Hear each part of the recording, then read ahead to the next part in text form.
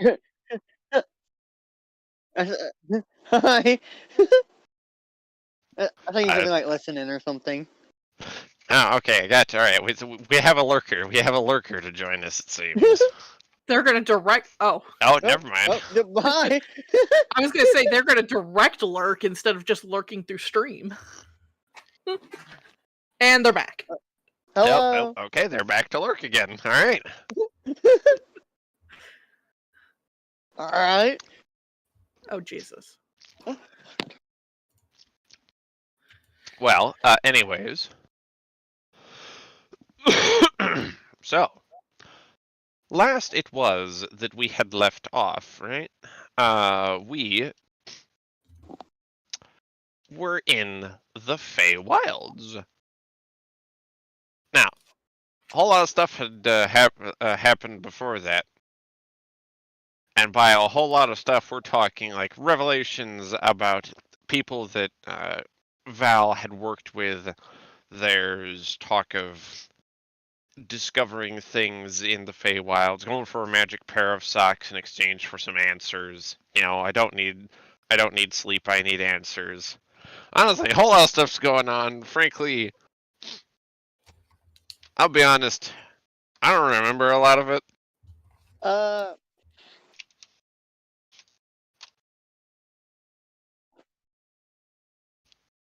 Yeah, we're Oops, that was all good.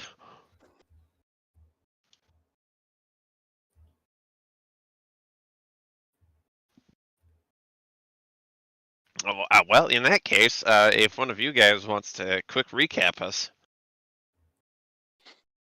because like, why not? We turned out okay. I will try to remember everything.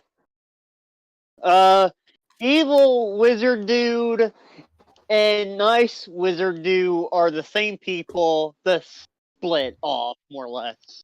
Evil wizard dude is us. Oh, hello. Ah, you Hi. arrive, Cub. Welcome, welcome. Ah, splendid. Wonderful. Pleasure to have you.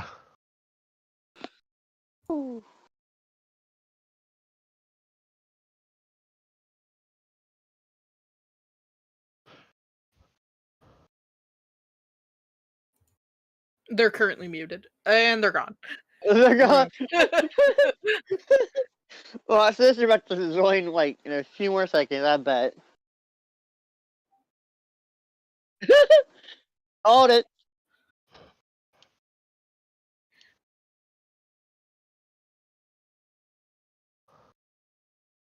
Hello. Hi. Hi. We're about to Welcome draw up back. a summary. Good timing. You Yep, got here for the recap, so. Yeah.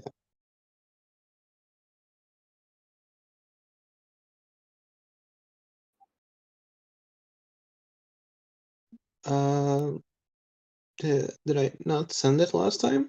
Yeah, I'm pretty sure he sent it. Yeah. Wait, where did I send it? I completely forgot. Oh no, I can find it. Don't worry. Blah, blah, blah. Here we go. Found it. Let me just copy paste it.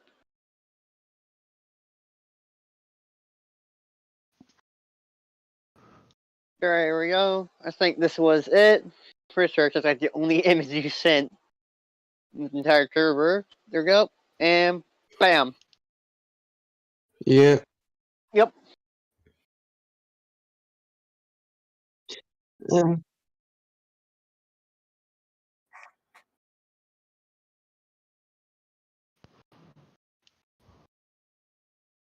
Ah, goody. Technical fiddling. Well, hey, that gives you a moment to catch up with things, Cub. Yeah. So I'll try my best at doing the summary. Yeah, go for it. So, as it turns out, the evil wizard, the one that has caused so many problems in Val's life, the one who kicked him out, the one who turned his parents into puppets, who has merged literal dragons together and tried killing them all. He turns out to be someone they know. Everyone knew. Sort of. He turned out to be a sort of clone, a sort of aspect of a nice wizard they know. One that they have done stuff for and has worked with. Turns out they are more or less one and the same, thus two sides of a coin. One being evil, the one good. They haven't acted upon this information yet, and I'm pretty sure only a handful actually know, or one of them is in the dark.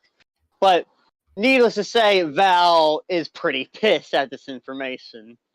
Hasn't actually acted upon it yet, but they have learned that the people, the council, the one that has been killed, and that they need to replace, it turns out that some bandit did it.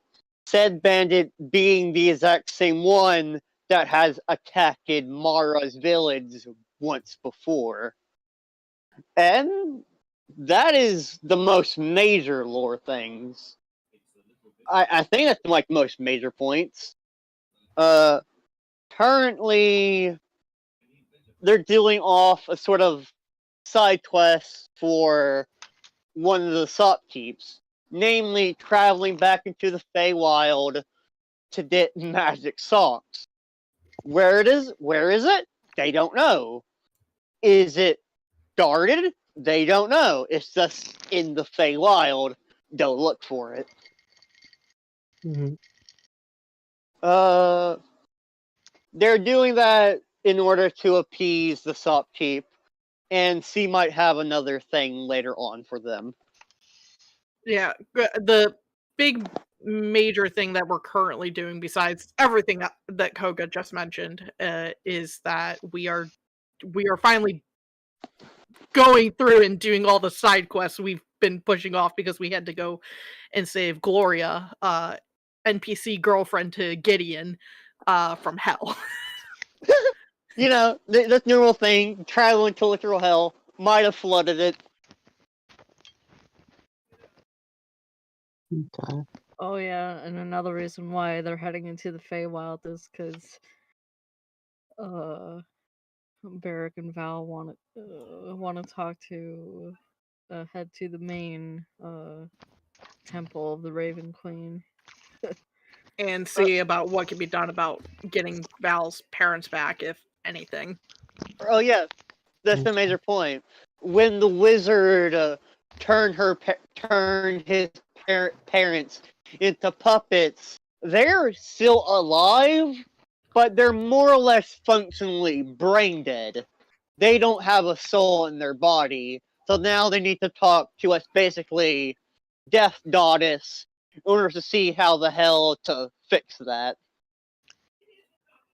Because if they fix that, they don't have to worry about making a council, assumingly. No, council would still Well, have to be done. It's just it would yeah. be a lot faster if a king or queen was there Right. instead of Val. They wouldn't have to like single-handedly pick it out, and they wouldn't have to bear the entire burden. They would have, actual more people for that. Well, people of higher authority than Val, since Val technically has no authority. Yeah, Mhm. so yeah, it's better to get a literal king or queen of the entire kingdom than someone with no power or shouldn't have any power sneaking around, being like, I choose you. Well, it's not that Val's really sneaking around. It's just because he has been publicly exiled. People know he was exiled, and exiled by, at the time, a figure of authority. He was stripped of his authority, and now he doesn't have any. And the guy who was running shit was corrupt, and we literally kicked him out of the kingdom and showed everybody, hey guys, you shouldn't be following him.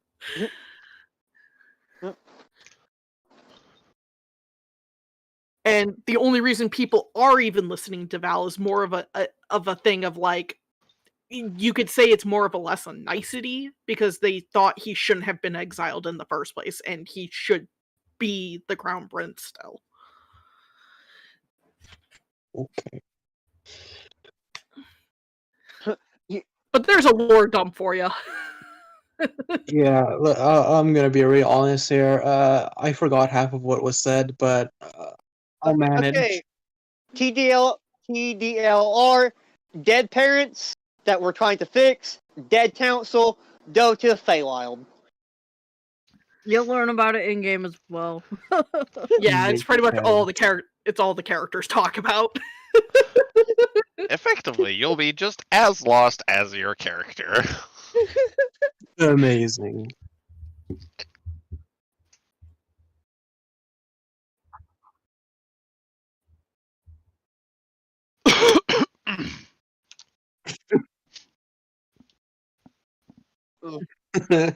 It'll just be done Okay. after this session.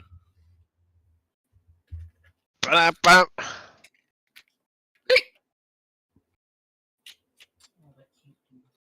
Shut up, Chuck. All right. So, shall I describe the environment around you as it was last left at? Oh, please. Please do. All right, so around you is quite the sight. You are in a cavern. The pillars which support the cavern appear to be trees, enormous, stretching up into the virtually infinite darkness above you and down into the virtually infinite darkness below you.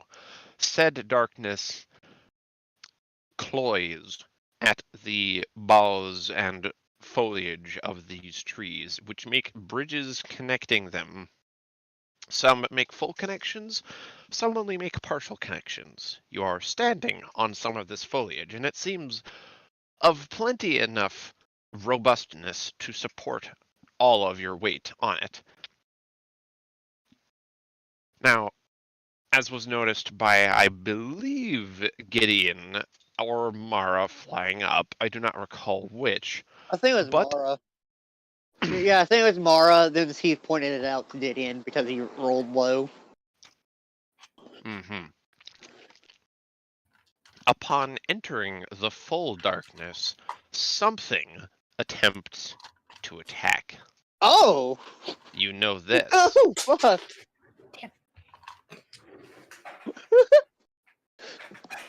Right, okay. Right into it. So, I'm getting dice that won't betray me. you know that there is a settlement. You can, in fact, see it as the only point of lights that stand out amongst the darkness. Bioluminescent fungi and lichen protect the path that you currently stand on, but you can see there are sections it does not cover.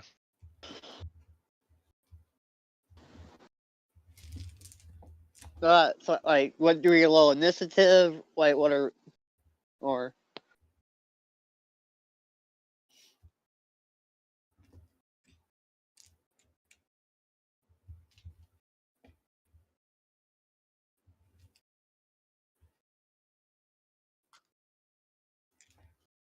Something of hostile intent desires to cause you harm. so are we?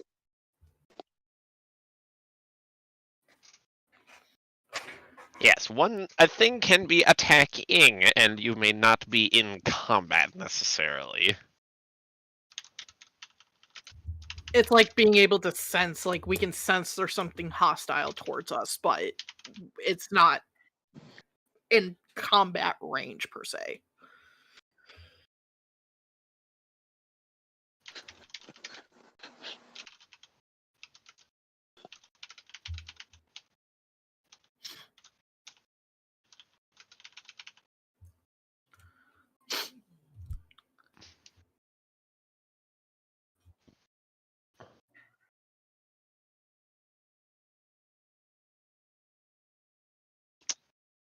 You will need to make me a perception check.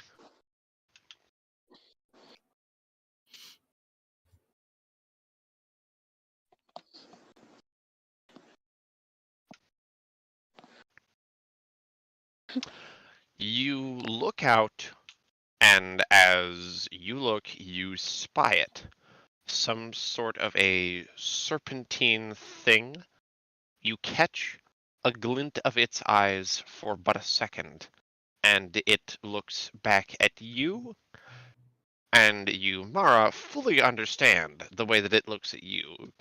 It's looking at you the same way that you would look at a nice hearty sandwich after you had just woken up.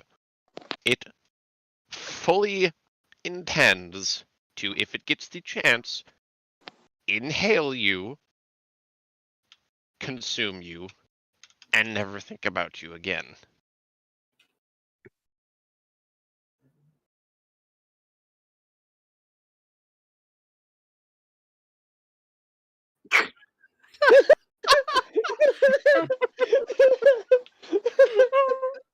A most Sounds like a very understandable reaction. Roll me a ranged spell attack. Or is it... Ah, right. Okay, there isn't a spell attack associated with Fireball. You can assume that, yes, it is within 150 feet.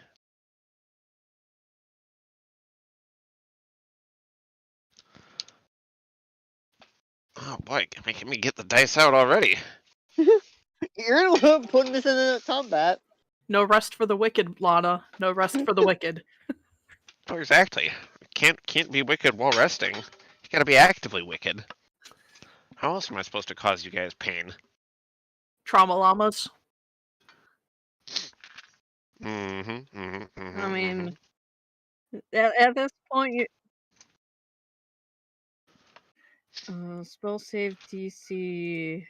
I mean, it should be 10 plus your 10 or 12 plus your spellcasting modifier, right? 8 plus proficiency bonus plus spellcaster modifier. Ah, okay, that's where I'm getting the extra numbers. Is it's plus your proficiency. Okay, I was to beat a 16. It's a dex save, yeah. Okay.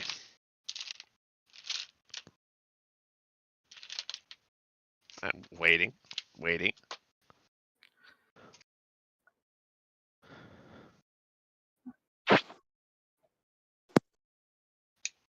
Okay. And what does that do in this case?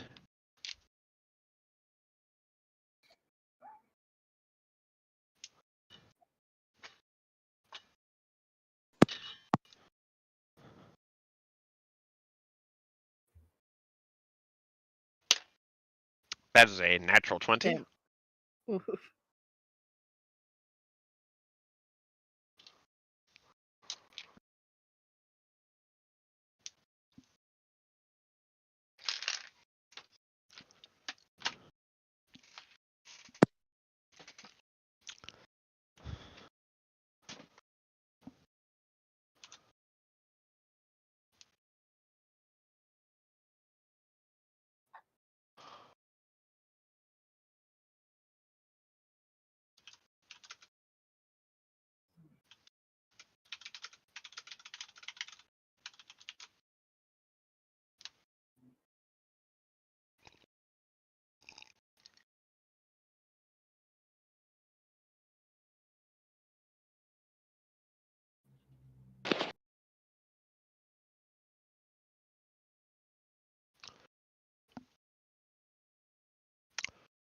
Okay.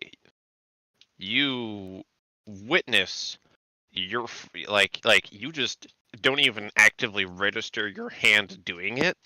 Your hand has basically already reared back into the baseball pitcher pose. You have already thrown it. You only realize you've thrown it as you watch it sailing out of your hand through the air.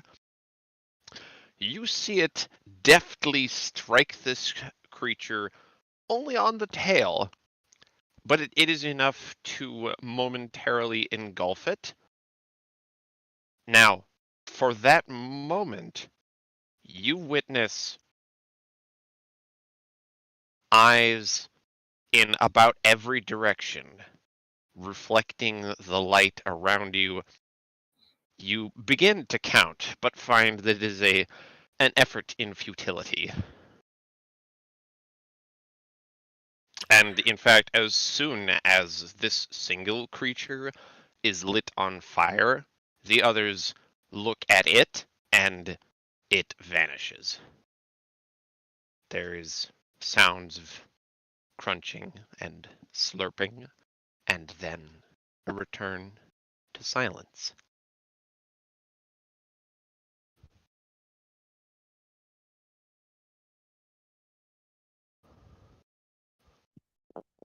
I would presume you are still up in the air.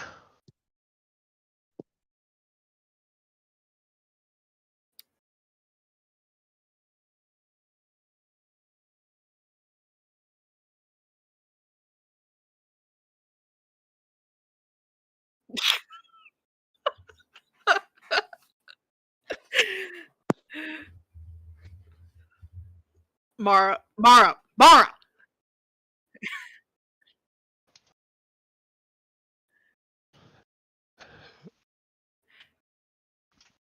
Pink, relax! What the hell just happened?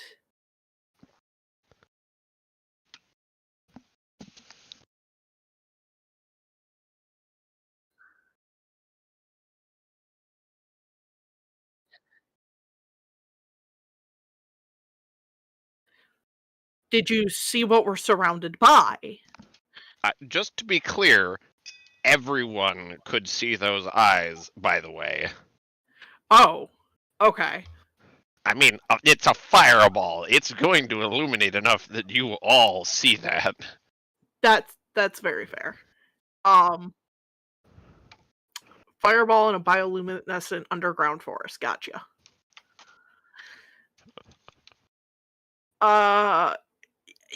I wasn't gonna do it because this is really kind of risky to do, but I'm going to expend a spell slot for 1 minute and use, god damn it,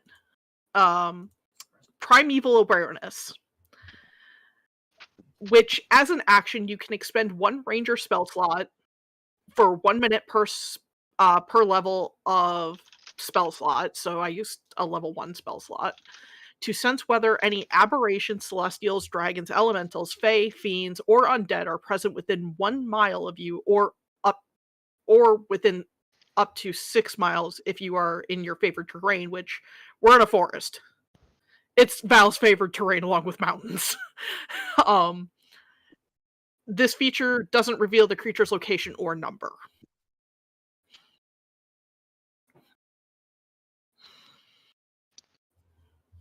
So, as when Dear Barrack has used the spell Detect Magic in extremely dense magical areas, there is a sense of tinnitus in your ears, Val, and you are indeed aware that there are terrible, terrible creatures of both fae, fiend, and pretty much anything in between. An immense degree of sense. Would it be fair for Val to assume that this is somewhere near or even within the Unseelie Court? Near to you. Gotcha. Oh boy. Of all the places Val would not have wished to have been at, this is the last place you would have wanted to have been near.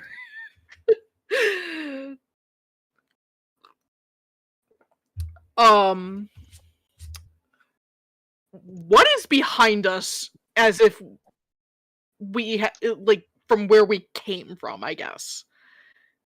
Because we just had walked through the portal in the tree, and then this is where we got dropped off at. So is there just a portal behind us, or is it? You look behind you, and you see that there is a tree trunk No portal, no nothing. Seems to still be there. Uh-huh. So, the only way forward is forward.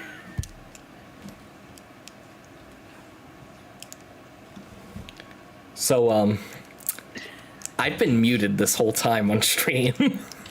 Oh no! Oh no! Oh, crap! Oh, dang it! I stream missed all of that. Oh, it was so cool. They heard everything you guys said. I was just silent there, so. Oh, okay. Oh, they still didn't hear Mara screaming in terror. Oh, that's a shame. Oh. All right.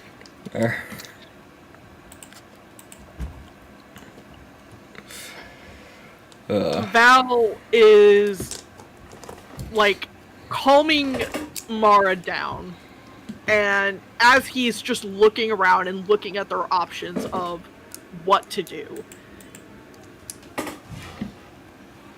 he informs everybody that, or you know what, I'm not even gonna do that. I'm gonna do this in character. I'm not a fucking plebeian. Guys, we're reasonably, if not very close to the Unseelie Court right now.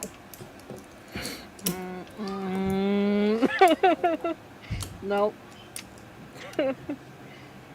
Now, just to be fair, of course, you don't actually know what this presence is, as remember, this Feywilds is not necessarily the one you know and understand.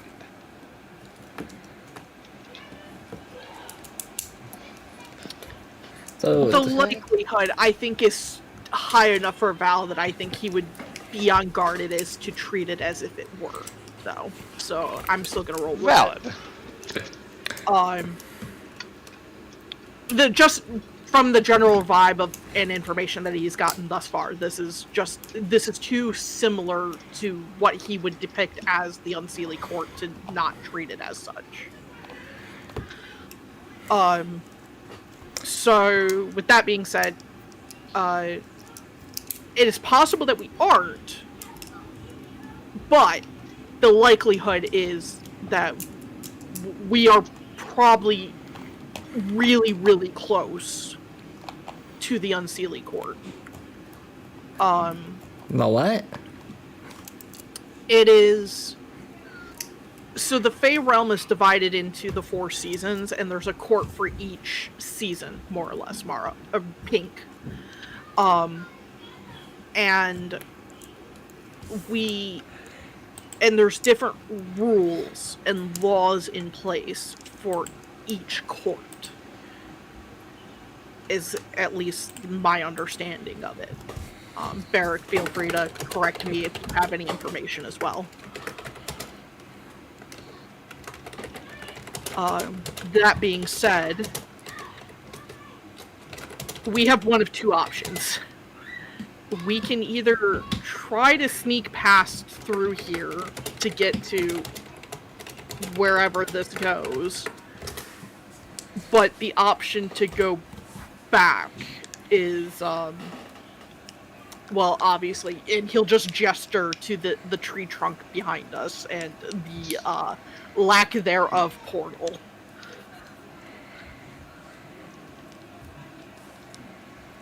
Okay. From what we kind of saw with someone's fireball,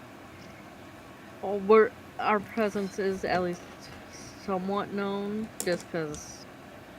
Yes, but see, you and I can't fly, so we're stuck on the ground. That Quick question, by the way. yes. Who currently has the vacation in a bottle? Did anyone bring it? I I- thought I- Gideon put it back. Yeah, I thought we left it in the vault. I can say Gideon has it if that's required. Gideon just snuck it into the portable hole when no one was looking. Yeah.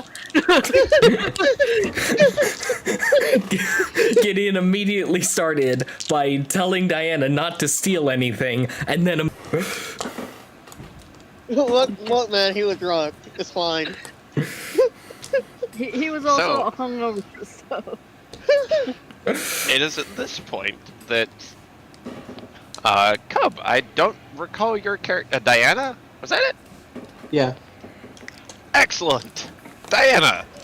You find that as you are stepping out of the vacation in a bottle after you had. This is basically just for convenience sake, after you had hopped back in to have another pint. You step back out and find yourself amongst a terrified group of individuals, which includes one dwarf, one Eladrin elf, a bright pink tiefling, and a dragonborn. A biologically confused dragonborn at that. No, he remembered he had wings this time. He's good for now.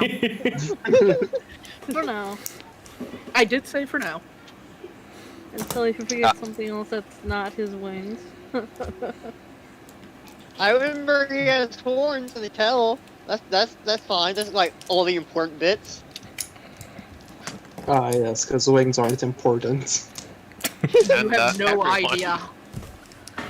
You see somebody else in a maid costume, or in fact, at this time, a real maid uniform, flop out of the vacation in a bottle, out of the portable hole. What? When did? Oh, hey guys. new friend. Hi. When the hell did you? Huh? What? This is what? Where the hell are we? Feywilds. Excuse me, can we all stop for a moment? Who the fuck are you? Oh, New friend. Yeah, remember I was telling you about how we went into your vacation bottle thing. And we Yep, had a new that's her. friend, and she's in our party now. This is... Did you guys just abduct a maid from the palace? Well, no, she willingly came with us. That sounds sus as hell. No. Does this mean I'm fired from my job at the castle? No. If you wish to return, you're more than welcome to, but at the current point in time, that is not possible, so... Currently, Well- if you wish to live, you're inscripted to this party. Does that mean she gets hazard pay? I will pay the hazard pay for her. Well, much appreciated. I would have rather, not been in danger in the first place, but I mean... You and me both. hazard You and pay. me both. She can turn into a fish. It's really cool. Ah, yeah. That was an experience, all right.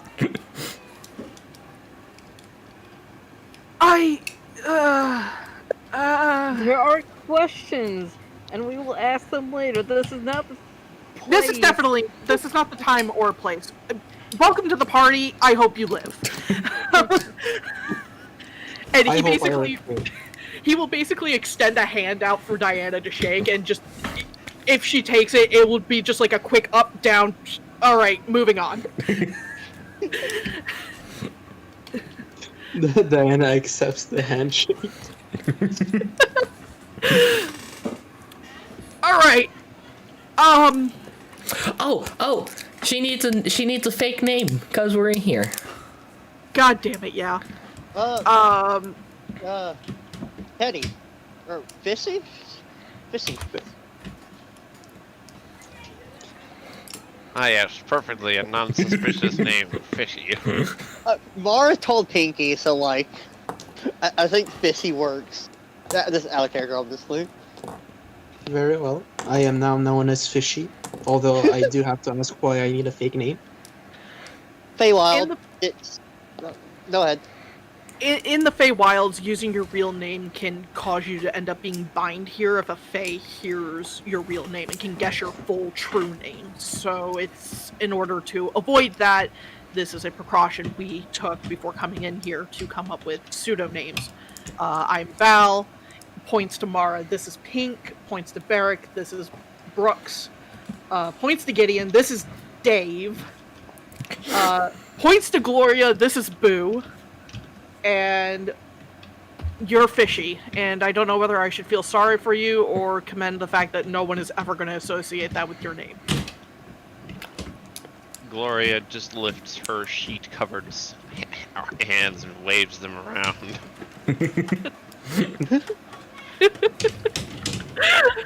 It's so stinking cute. Anyways, that being said, we are currently, as you can see, in a bioluminescent forest, and there's a lot of somethings that are very much probably willing to eat us in that direction. And we are now coming to the conclusion of whether or not we need to try and stealth our way through this to some degree, or if we're just going to, well, fight our way through and hopefully survive. I could try to scare them off, but it'll be loud. Well, Pink just did a giant fireball, so I think we're already in the loud department. How close are they? At least within 6 miles? Not close enough then. I need to be like really close in order to do the thing. Well, given that Pink literally shot a fireball at one of them, which was... How many feet were you able to shoot that fireball at, Pink? And you see her, the gears turn on her head.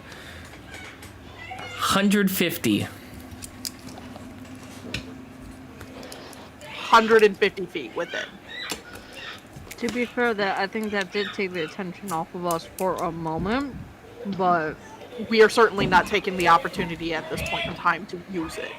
Yeah. Right, I can do a roar, but it'll take 30 minutes. It'll take 30 feet. With the, too close for comfort. Yeah, way too close. Yeah, that's way too close, and that's going to direct the attention directly at us. Unless you're going to do it, like, over a chasm and try and lure them that way. But it should hit everyone within that 30 feet. Yeah, that's... I agree with the Brooks. That's just too close for my liking to put you at risk. I think at this point in time, we should just hope that they're still eating whatever it is that Pink killed, and we should take this opportunity to very fast, very quickly, and very quietly as possible run in and avoid them. So, mount up. What was that? I was about to say, if there was anything that either of you guys saw while up there, we should probably head in that general direction to see if you could... Delia, my bad. Flash off the record. Fishy needs a mount or something. Oh, I know. She hops off the magic carpet and onto the back of Val's horse and just goes, "Here, you can use that." I love that we've already forgotten that Val isn't riding a horse. Oh. Horse-shaped dog. We'll reshare the image because I am proud of this, damn it. Very large wolf. That's a weird looking dog. My mind had combined them into basically just a really fluffy horse. You know, that's very much in Mara character. Anyways. Yeah. Great. Fishy has the flying carpet, and the rest of us have our means that we had already previously discussed. And so let's mount up, and we're going to head hopefully away from the creatures that are devouring something and probably would devour us.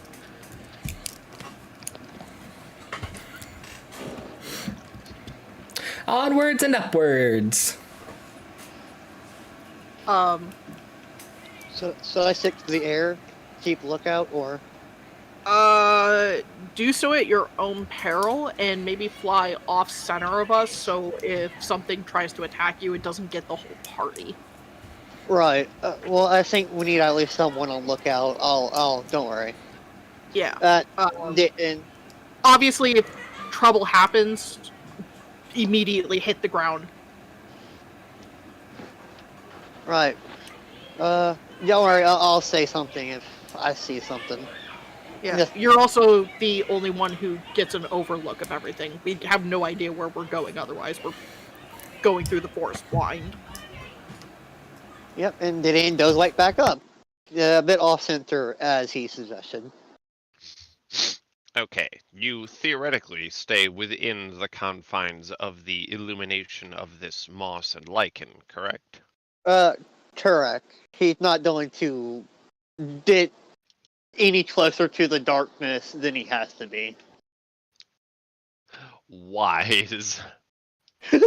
Especially when it's filled with hundreds of eye snake creatures. Well, not even necessarily snake creatures, just eyes. Yeah. Who cares what's attached to the eyes? The fact there are so many goddamn eyes. That you can't count them without being like, hold on, how many was it? I lost This track is at not 42. a basilisk, or else you guys would be dead already. Yes. Yes, indeed. So, Gideon, our guide, or Dave, our guide. I will never get over the fact you decided to go with Dave. Alright. Dave. Beautiful. Yeah. Dave lead, and the rest of us will follow on our wonderful mounts. Dave would do his best to lead. Alright. Now, we'll have everyone make a survival check here. Okay. One moment. Oh, 19. 17 total. I'm taking my metal dice out of dice jail. Let's hope it does me good. I'm not even using my metal dice this round, unless it's my brass one, because they rolled 3 nat ones last game, and they're perma-banned until further notice. Sounds about right. Okay, a 10 plus 4 is 14. I rolled a 4. Oh.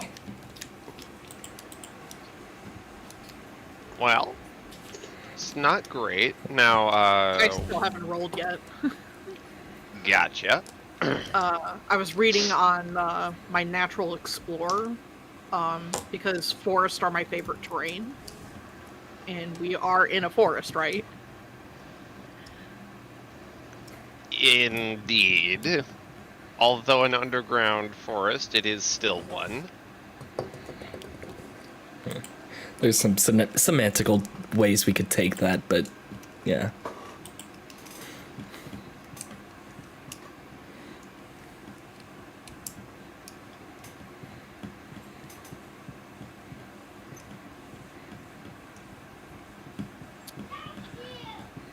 Okay, so unfortunately it doesn't look like I get any...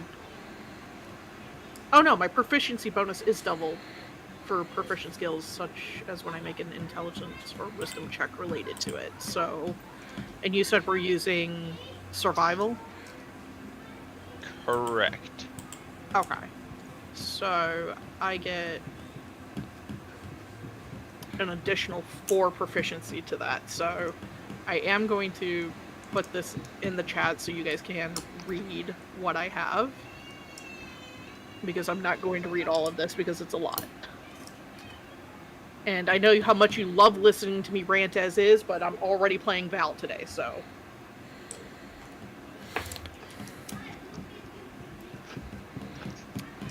I'm about to murder all my dice.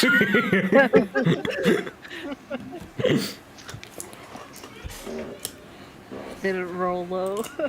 Oh yeah, it rolled a fucking 7. It's better than last time, but God damn it! Info. Is there a second?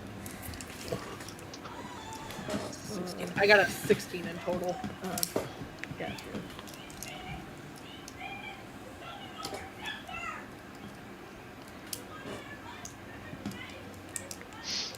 What was everyone's rolls again? Just real quick. 14. I got a 19. Got a 4 here. Got a 17. I got a 16. Nice. Also, my cousins have chosen a wonderful time to get into an argument in the next room. Lovely. Ah, fabulous. So, Children. Rip fish. So, let's see here. Unless it's by magical means, fish cannot be lost. Because of my natural explore.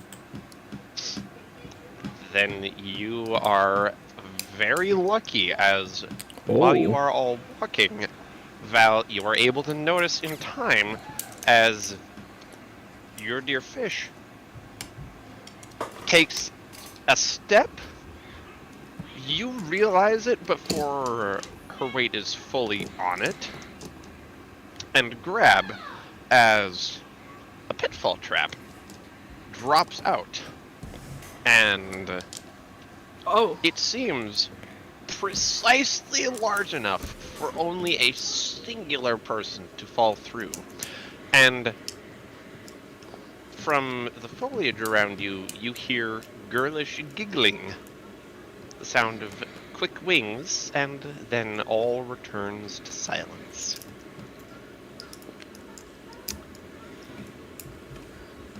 Tricksy fairies. Lovely. You should really get on the magic carpet. Yeah, I'd rather not fall into a hole like this, and I obviously cannot be trusted to walk by myself. It also would be just easier for you to keep up with us if we end up having to run, as Brooks and I are, and Pink are mounted. So, yeah. Okay. So Diana climbs onto the magic carpet, I guess.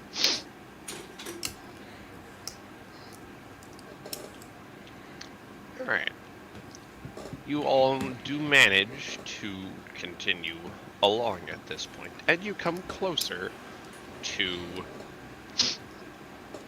this apparently large settlement. At least that's certainly what it appears to be. When you do get close enough to actually see, you observe it is a settlement. However, all the homes are much, much smaller. The distance gave them a greater sense of scale than you had understood them to possess from afar.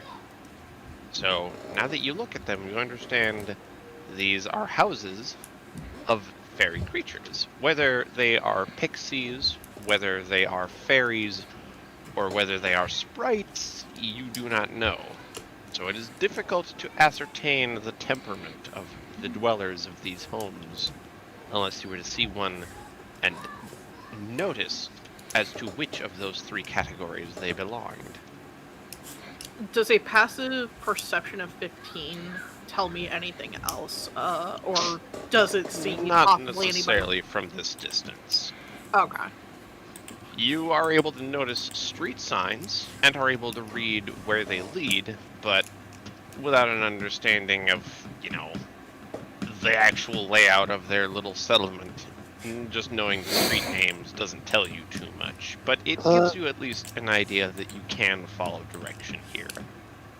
Okay. Does Gideon's vantage point in the air help him any? Does it give him any different information?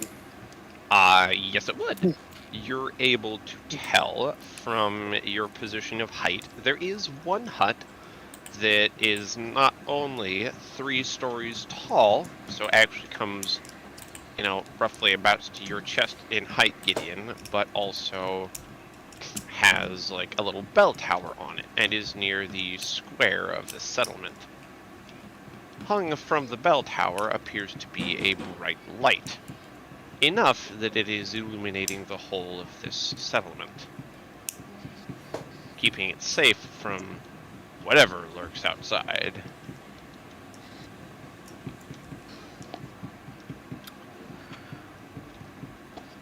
Alright. Is there anything else? Like, can I roll investigation to see if he can tell anything more? I mean, nothing more really does stick out as interesting. There's only the one truly prominent building that stands within the actual limits. Alright. Gideon would sort of drop down to the ground, just look over at Val. There seems to be a sort of, in the settlement, there seems to be a bell tower of sorts. There's this sort of really weird light shining out of it, kind of covering the entire village, you can call it. It's also a lot bigger than the others. Probably some building of significant importance. Probably the light, honestly. Yeah, it seems to be outright protecting them, if it makes sense. Let's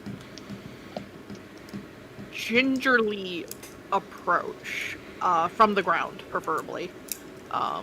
We don't, assuming that it is to their scale, we don't want to destroy any of their buildings by accident. It is. I can tell even from here that the biggest building only comes up to my chest, and that's Yeah. 3-story tall compared to the others. Yeah. There is something we can do, but it would only affect some of us. Let's see. Hey, Pinky, you still have those amulets? Oh, man. And she sort of scrounges around in her bag a bit. But yeah, here you go. She holds them out. Alright, he takes some. So he has, the toad amulet, the fifth one, and what was the other? It was a normal one, I think? Yeah, I don't think the third one did anything. Okay, so I think Fissy over there could maybe turn into an animal. Can you turn into any non-fish stuff?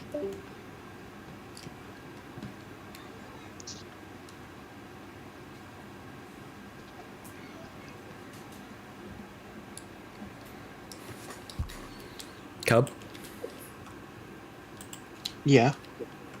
I asked a question to Fissy, to your character.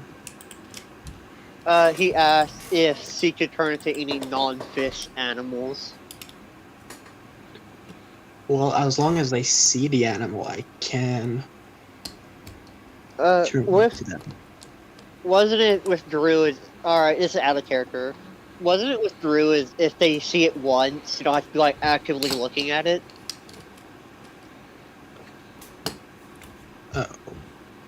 I think if I just need the animal once, and then I can turn into it whenever. Yeah. And it needs to be within a certain CR, I think. Okay, so I think I have a plan, since we're obviously a lot bigger than whatever may live there. If you could turn into something really small, one of us can turn into a toad and sort of go in, check what's what, see if it's any dangerous or anything like that. Biggest thing about that would be how would you, if we have multiple people doing that, one, how would you all communicate with each other? And Well, two, we how would. with the party. Well, what do you think they will react more strongly to? An entire group of seemingly giants popping up, or 2 animals rolling in? You better hope they don't see you as something to kill and eat. Right, that's fair, but if that happens, we can always just turn back.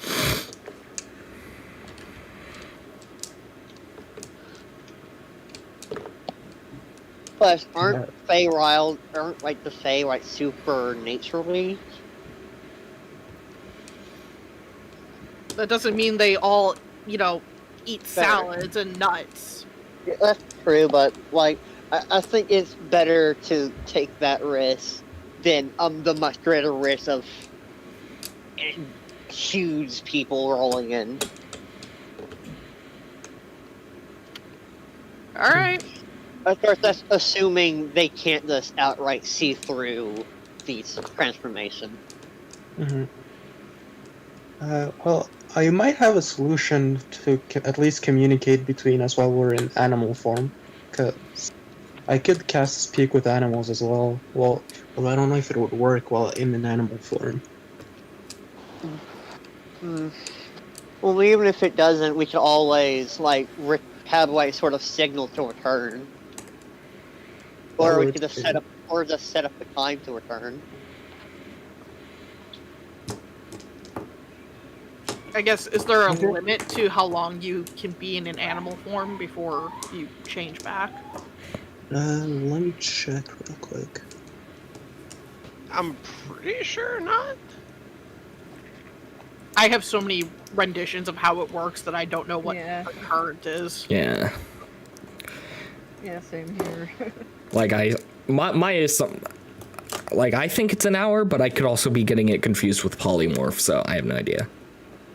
Yeah, I'm pretty sure an hour is polymorph. I'm not seeing anything about a time limit. Okay.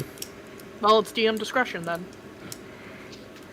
As far as I understand it to be, with the wild shape, you transform into the animal and remain so until either you reach 0 hit points of that animal's form, or you decide to deform yourself. Oh, here we go, found it. Yeah, there is. You can stay in a beast shape for a number of hours equal to half your druid level rounded down. You then revert to your normal form unless you expend another use of this feature.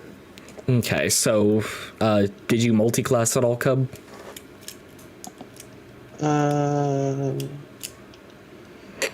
I'm going to assume the not. The definition of that word would be? You can take multiple classes, so it's specifically druid class. You have your overall class, and then each class has their specific levels, and you can take levels in different classes. Assumedly, you are just pure druid, all 9 levels. Yep. Okay, so you can wild shape for 4 hours. Yep. Yeah, that sounds reasonable. Yeah, because I was looking, I was like, I do recall there being some sort of time limit, and it would have been a little broken had it been indefinitely. I think at higher levels. At very high level, I think 17 plus is probably where it's unlimited. Yeah, technically at 16th level, you could technically be in wild shape indefinitely because you can take a long rest while in it. Yeah. But anyways, we have our answer. 4 hours. So,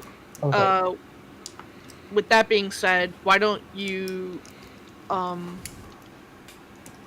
we agree on you guys don't spend longer than 2 hours in there? That way you have 2 hours to return if something goes wild. Right. Are you sure you want me to be the one? Because any of us can become the toad.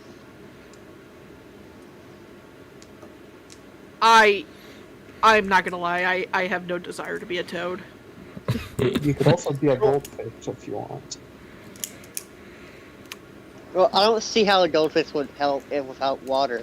Yeah. Didn't look around. Is there any source of water? I mean, there's the fountain. But, you're a normal-sized goldfish, so you can assume that is not going to be enough to submerge a goldfish's gills. Oh, Gideon, can I see the toad one back again, real quick? Yeah. Right. He hands back the toad one. All right, she takes it, and then she tosses it onto Val. Make it. Both of you make an opposed dexterity check. I guess. Yeah. Okay, we're gonna roll with this. All right. Yeah, both of you roll.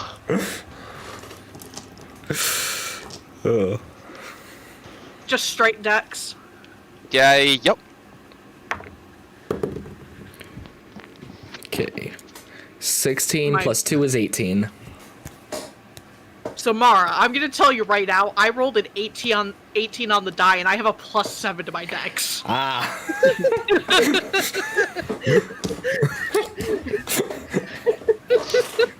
So Mara, you throw that beautifully. It goes flying.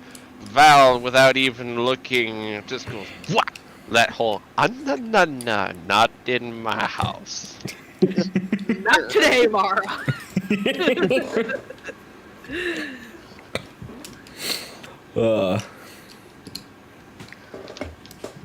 Not today.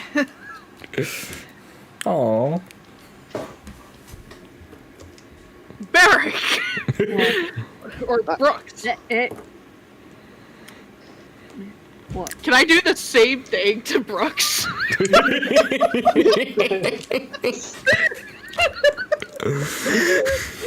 He's no better. He's no better.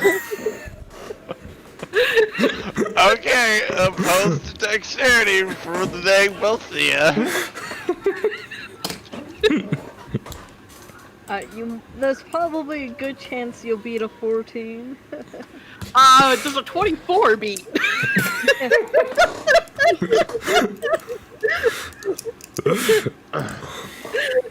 Alright, so you know those people that are like way good at those carnival ring toss games, and then they can just go fwa fwa fwa fwa fwa, and it all just goes ding ding ding ding ding ding ding ding ding ding ding, and it all just lands perfectly one right after the other. Yeah. Yeah, you basically wing it, and it immediately goes and lands on Barrick's neck. Does a few spins around, and then Barrick. You're now Toad.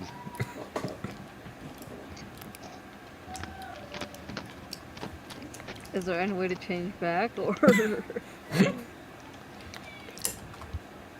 You just take it off and order correctly. Yeah, take off the amulet. Yeah. Is that even easy to do in a toad form? Figure it out. Oh, Fuck thank God. publishers. Desmond volunteered as tributes. Roll a strength or a dex with disadvantage.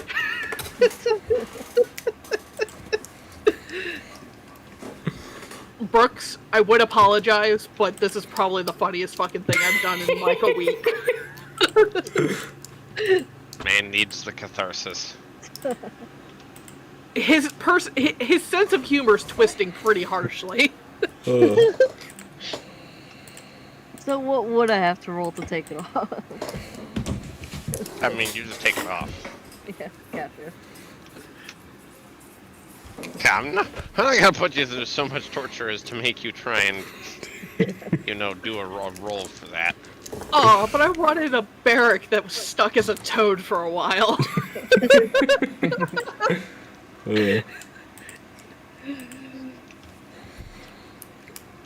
Come on, you guys. Being a toad isn't that bad. They're kind of cute, right? Kinda. Maybe. Toads are cute and have their uses, does not mean I wish to be one.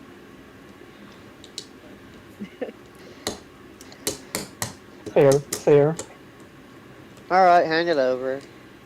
One of you should take my place as lookout. Just in case. Well, it's my flying carpet, so let's go. Okay.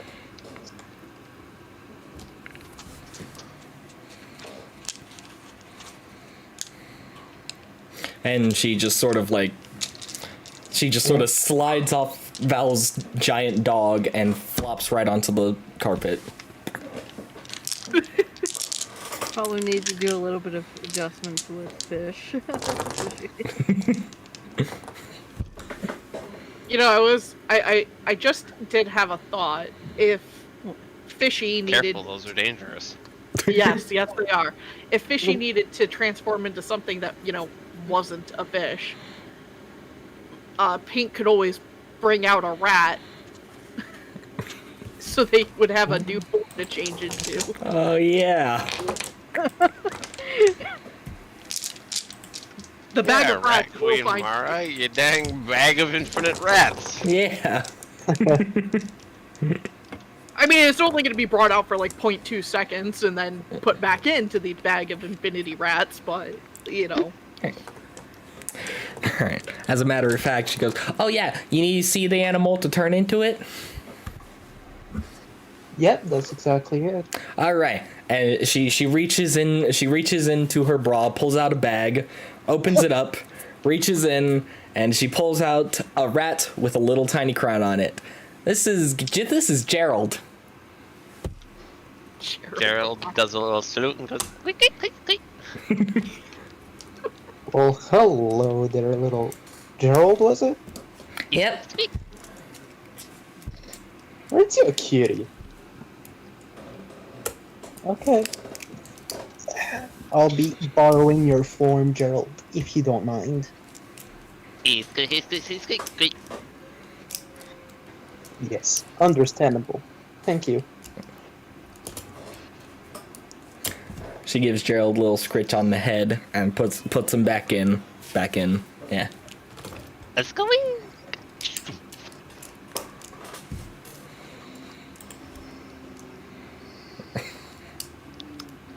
Okay, So- so Is Gerald the rat king of the infinite rat bag? Look, this happened before Val showed up. I don't know anything about this. He is the leader of my rat army. And you're the rat queen. Yep. You know what? I'm not gonna ask. Yeah, that is your business. Oh, Val having some questions. He has questions that he is keeping to himself. He does not wish to know the answer right now. Does not wish to find out if rats have the capability to vibrate. Okay. Okay. All right, stream over. Good job, everybody. I'm out. We should, you know what? We did forget to preface this at the start of stream that this is pretty much if 18 and older. If you're Yeah. under 18, get the hell out. Yeah. I mean, considering what we have talked about in terms of like a few people's pastimes. Let's give the newbies who have just joined the channel the benefit of the doubt.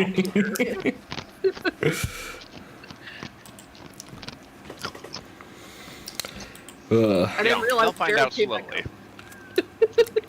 Okay, but there's somebody going into the dang little village. Yeah. yeah, I'm ready whenever you are. Alright, Gideon puts on the toad necklace. Okay. Diana uses a wild shape to turn into a rat.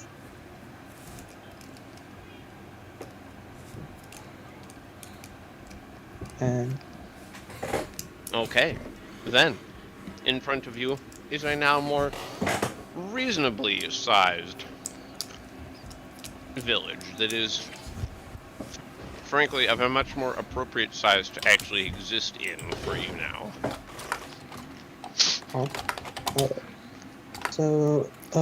so we can communicate. I should probably cast Speak with Animals.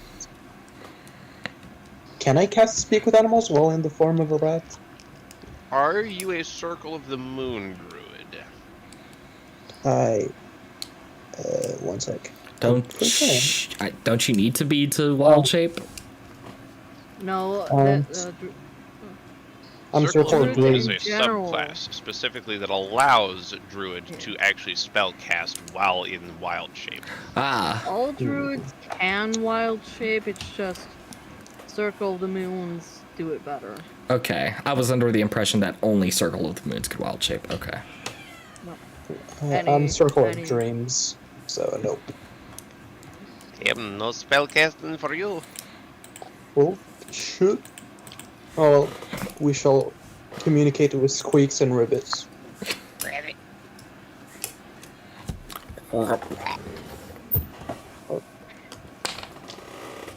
So you both begin walking forwards, and where are you headed in this little settlement? Squeaks, Uh, squeaks. Ah, yes, I understand perfectly what you mean. Gideon, I'm the newbie. You lead the way, please. I don't know how to adventure. what strikes like the most attention? What would grab their focus first thing? Like, what is the first thing they notice? I mean, the bell tower. Alright. Pretty much everything else is it's a cottage. It's a slightly different cottage. That's still a slightly different cottage. Can they see any of the residents? You do not see any of them. Not just on a cursory glance. He would investigate a bit more closely. What he wants to know, like, have a general idea of what they might be dealing with. And then make me that roll, please. Investigation? Yeepers. Alright. 6. Them's some cottages. They're cottage shaped. Maybe one of them has cheese in. You don't know. He would continue. He would sort of continue on towards the bell tower, just sort of like hopping along, occasionally like sort of like looking back just to make sure the rat is following. Diana just follows along. She's not really like thinking to investigate anything further. She's just following Gideon. So you walk up to the bell tower and actually see that in the window of the door, you do for a moment see somebody stood there. You see them gasp momentarily, and then they vanish from view in the window. How big is this bell tower, like comparatively? Compared to as you stand now, Yeah. as tall as it should be, like, 3 stories plus the extra 2 stories that the actual bell tower makes up. Mhm. So I'm not sure what that would be specifically in height, but it is pretty the up.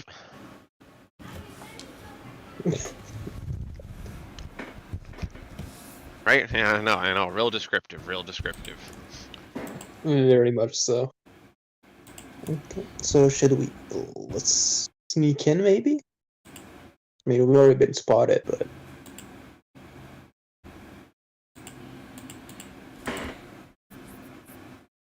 Like designs, anything that might tell a story or like give information. Okay, you're looking for signage and information? Yeah, it's like any sort of like anything that would help. You do see a little bulletin board just outside this bell tower. He just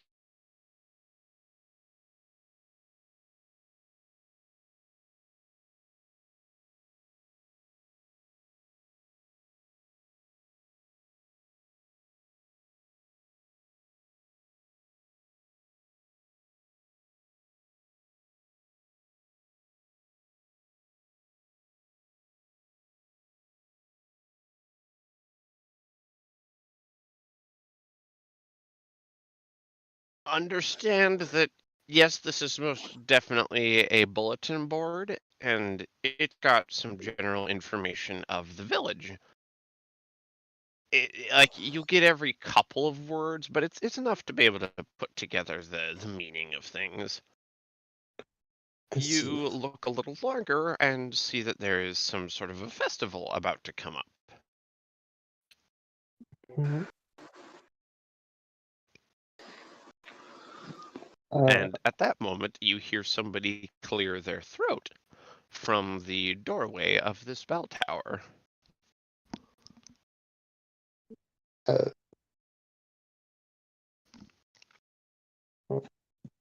then Van like is lets out a little squeak and surprise and turns to see who was at the door. Hello. What brings you here? Speaks a very, very grizzled-looking fairy or pixie or sprite, or you can't really tell which, but looks visibly old, wrinkly, has a beard. Squeak, squeak. Ready. I see. He waves his hand, and you become both aware that he now understands your speech. What? Hey there, mister. Nice to meet you. It's very nice to meet you as well. Are you the how would it owner of the bell tower? Like caretaker? I don't know. Of the bell tower? No, you could call me the village coot if you wished. Well,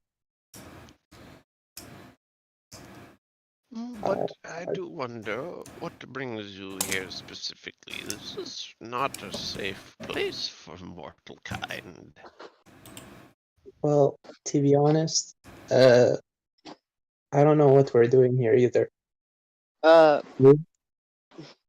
We are looking for magical socks, and also the temple for the Raven Queen. Two very interesting things. Temple of our dear Ophelia, that one's understandable. But why are you looking for magical socks? Yes, We Dave, were sent. what are you? We're doing this on behalf of a plant woman, more or less.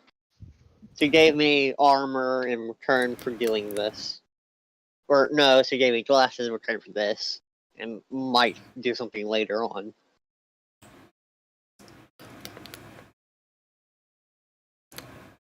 I see. Very strange. I mean, I suppose I could give you a pair of my old socks. They'd be magical. Well, we're looking for a very specific pair that apparently only exists within this Feywild.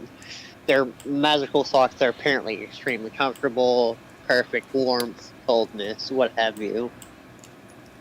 Oh, then you'll want some of the witch Runa's socks of comfort. I see. I see. Understandable to be coming for those, yes. Well, her hut is some distance. It's about over there, 20 points.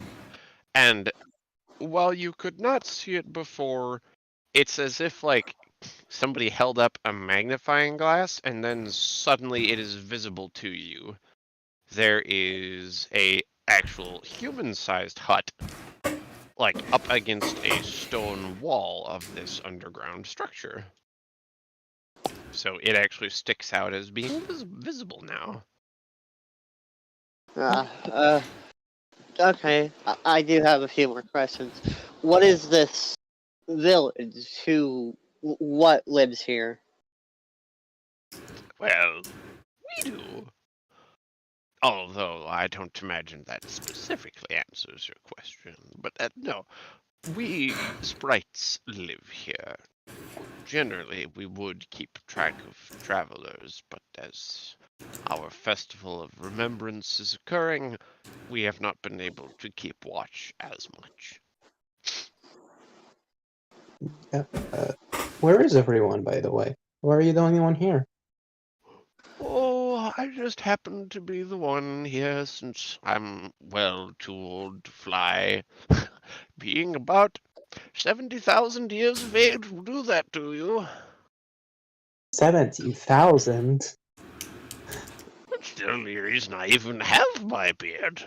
Took me a good 3,000 years to grow it, he says, stroking his lustrous, if very grizzled beard. It is a very nice beard. Okay. What is this bell tower? What is its purpose outside of assumedly protecting this village? Well, it did have a clock. Some pixies ran off with it. It's unfortunate, but we're working on making a new one. Pixies, See. pixies, pixies. What is the Festival of Remembrance, by the way? You mentioned it earlier, but what is it? Well, it's a way that we honor mortal kinds that have experienced our two sibling races' more mischievous natures. You are aware with pixies and fairies, yes?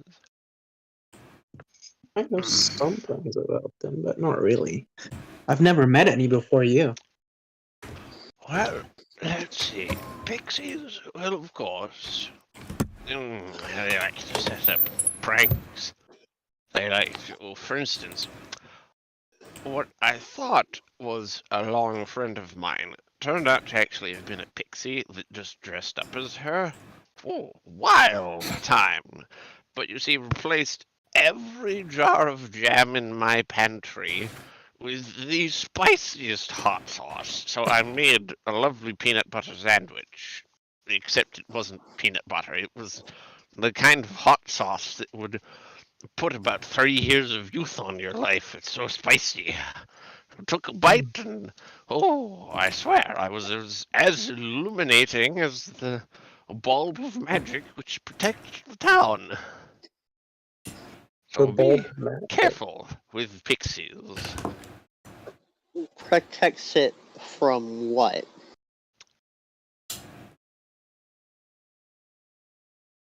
He just gives you a slow blink that if you were to time it, takes him a full 15 seconds to complete. And then he just waits.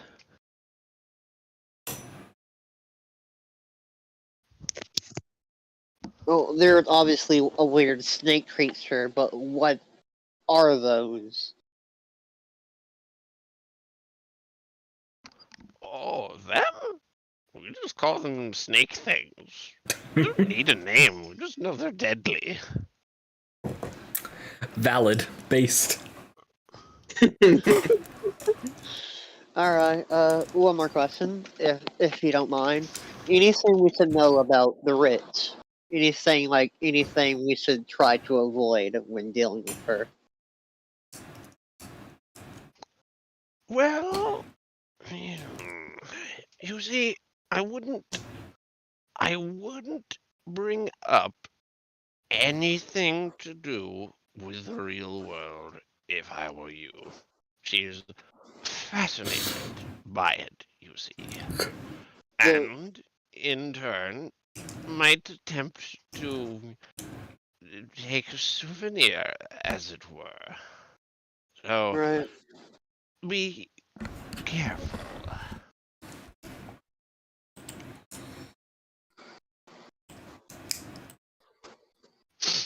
The real world? Yes? Come from the mortal planes. Right. We'll do our best. Thank you for your time. Oh, Thanks a hold lot, on there, mister. youngin, before you go anywhere.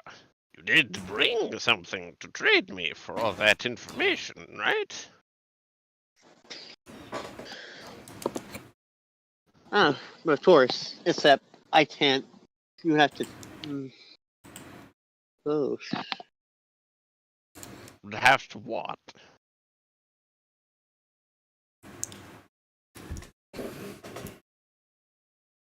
Of course, but you would have to come along with us. I don't think this. If I turn back now, I think I would accidentally crumble some of these buildings. Or just step back a few steps. Don't transform right under the awning. Of course you'll blow it off then. Just step back into the square there a bit. Fair enough. He's sort of Gently waves his hands. sort of backs away a few, and pulls off the necklace.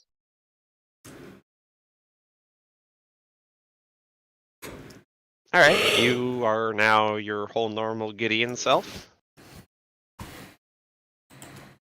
He is being very careful when he moves now. He is a bit off put now. I'm more than a little worried. As I sort of like searches in his bag for a few moments. Let's see. Did Gideon's tail knock into anything when he transformed back? Because That's a good question. there we have it. We forgot Gideon's basic anatomy. Lovely.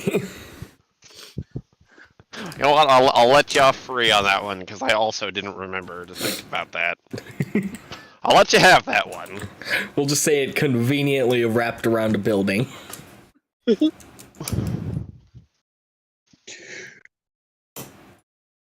don't remember what all Gideon has with him. If not right, they were immediately obvious. Do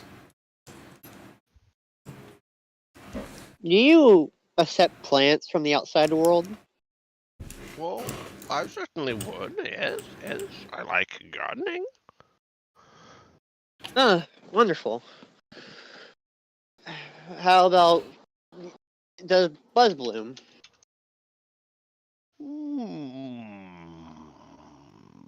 Let's have a look at it. Fair warning, it is a powerful. He makes the give gesture with his hands more firmly. Alright, he just sort of reaches to his bag and pulls out whatever he has left of the stuff. But obviously, not all of it, because might be a lot bigger than the sprite. You see this ancient man handle this flower more gingerly than you had ever known was possible. You see him like taking a tiny pair of snips and go zzz, immediately cutting off like perfect amounts of it. He catches them all in a little leaf satchel. Starts doing this whole process here. Then he reaches in, takes a pinch, and boom, up a nostril he goes. And you see one eye like pop wide open and goes, "Oh, good stuff. I warn you. Payment plenty."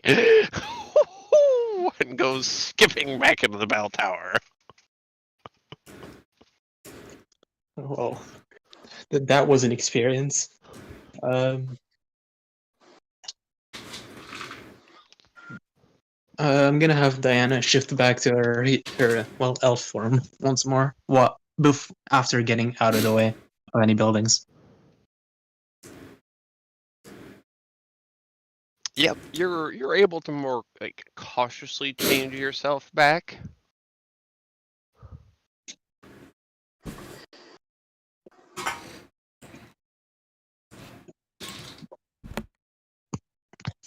Perfect. Then we should probably get back to the party, right? Right. Thank you for your time. all you hear from inside is.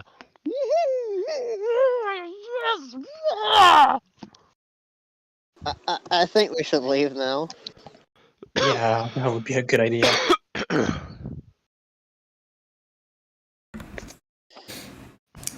Okay, so they leave, and they. Is it possible we can stroll out of the village without stepping on anything? They're gonna ask that first. I mean, are you aware of where your feet are? Yeah, but like, I don't know how like close together the buildings are or whatnot. I mean, if somebody can step successfully around Legos, I'll let you. Or then that's yeah, he was a stroll out. Being very careful about it. Yes, sir.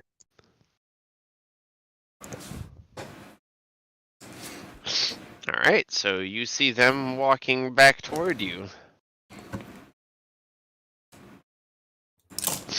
And you hear off in the distance the whooping and hollering of a very happy old man. Do I even want to know, or is it better if I don't ask? Buzzbloom. That is all he said. Okay, sure. But on another note, you guys find anything out? Yes, we know where the socks are. Wonderful. Where at? Apparently there is a Ritz who lives near the village, and she makes them. But we were given a warning that we should not talk about anything outside of the Feywild around her. She will take souvenirs. So from the sounds of it, she seems keenly interested in knowing more. Right, about- she is obsessed apparently. A bit more interestingly, she is. I saw her cottage, her building. She is human-sized. She is not one of the sprites in the villain. Well, that's good at least. We don't have to worry about shrinking again. Right, but this makes sure you don't mention anything outside of here. She might take something.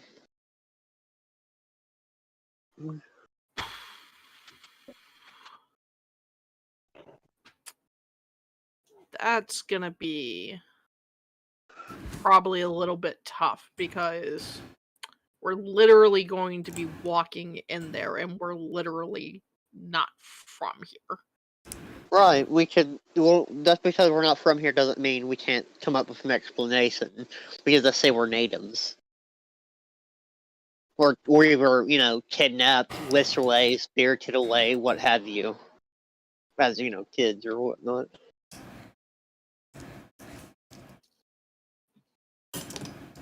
You see the complete concern on Val's face at hearing that. Well, as long as we just try, as long as we have.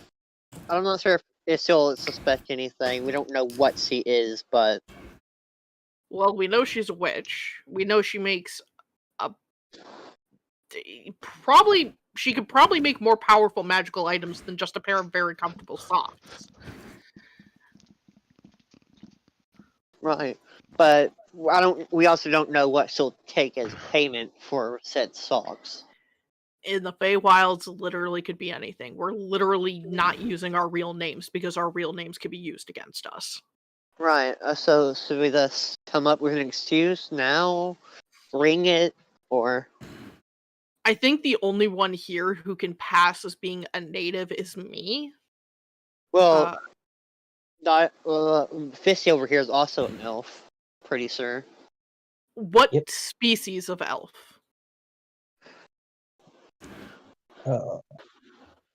High elf. Yeah, does Val know that if there are high elves that live in the Feywild? Because he knows about the Elridian because we literally went through a whole fucking city of them. Hmm. I'd have you roll intelligence on that. All right.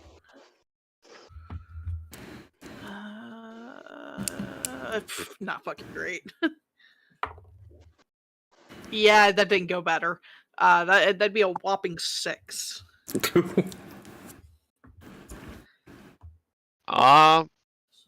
There were some elves. Yep. Yeah, about what I expected. Lovely. Maybe Fishy can. I know for sure I will be able to get through because remember when we passed through here before, there was that city of elves. I'm pretty sure I'm a descendant of them that somehow was outside of the Feywild. So it might be safer for just me to go and talk to her. Because there aren't many dwarves and dragonborn and tieflings that exist in the Feywild. I'm just saying, like, if you guys are against it, then by all means, we can all go, but I'm just saying it might be safer if it's just me. Right, I'll trust your word on it. Alright. Well, you know where her place is, so let's head that way, and unless anyone has anything else to say. Let's go.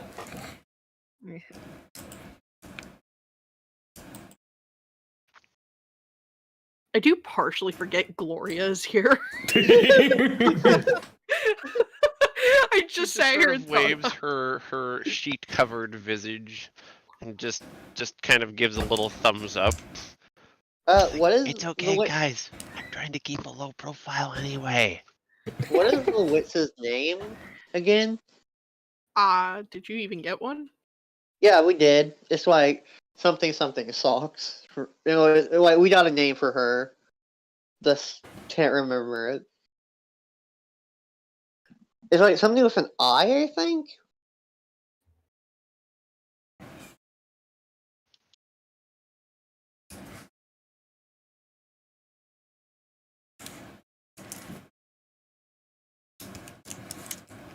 Well, it's not in the lazy notes for tieflings, so we have no idea.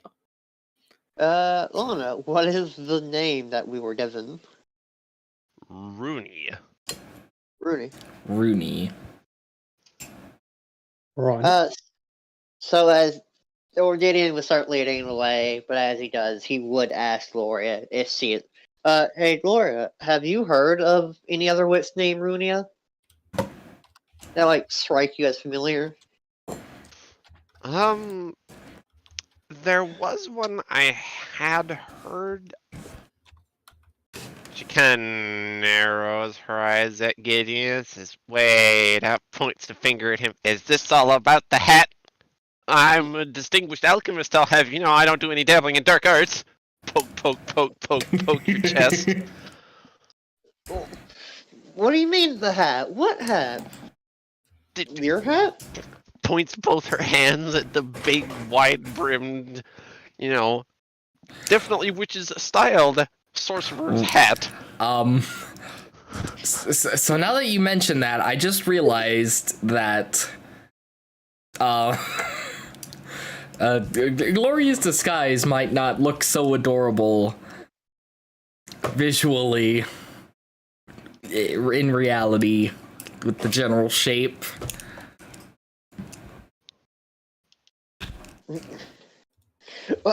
No, I never implied that you were a witch, Gloria, my favorite alchemist. He is. Oh my god, I'm an idiot. I'm fucking. I keep slipping into their real names. I'm sorry. Kind of hard switching gears. Fishy. Fish. Alright, I'm not gonna need to remind myself. Val is Val. Tinky is Mara. Boo is Gloria. I think Boo, right? Because ghosts. Yeah. Did And Nod 50 is, firmly. yeah, no, this is like out of character, just reminding myself, because I keep slipping back, and would be horrible mid-conversation. That be the point.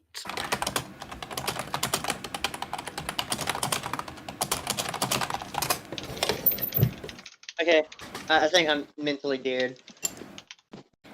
It's worth not, Boo, my favorite alchemist. The hat, but have you heard of Litz? I have. And I might be willing to tell a certain Dragonborn if he might apologize. I'm sorry, don't worry. I never meant to imply that you are a dark witch or sorceress, what have you. Thank you very much. He gives you a kiss on the chin.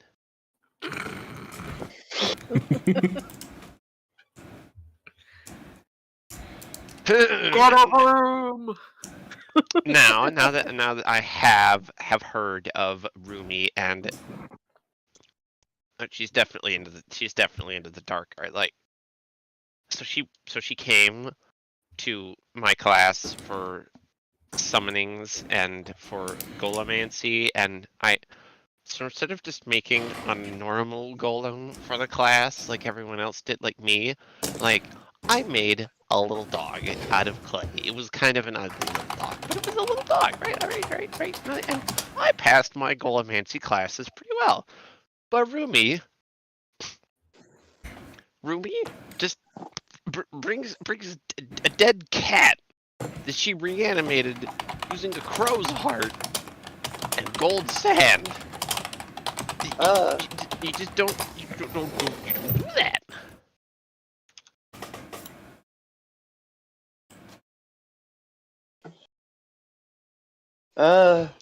Okay. Val, are you sure? I'm fucking... Okay, I keep doing... I'm sorry. Yeah, okay, never mind. I tricked myself out. I said Val, panicked, and realized Val is also this size.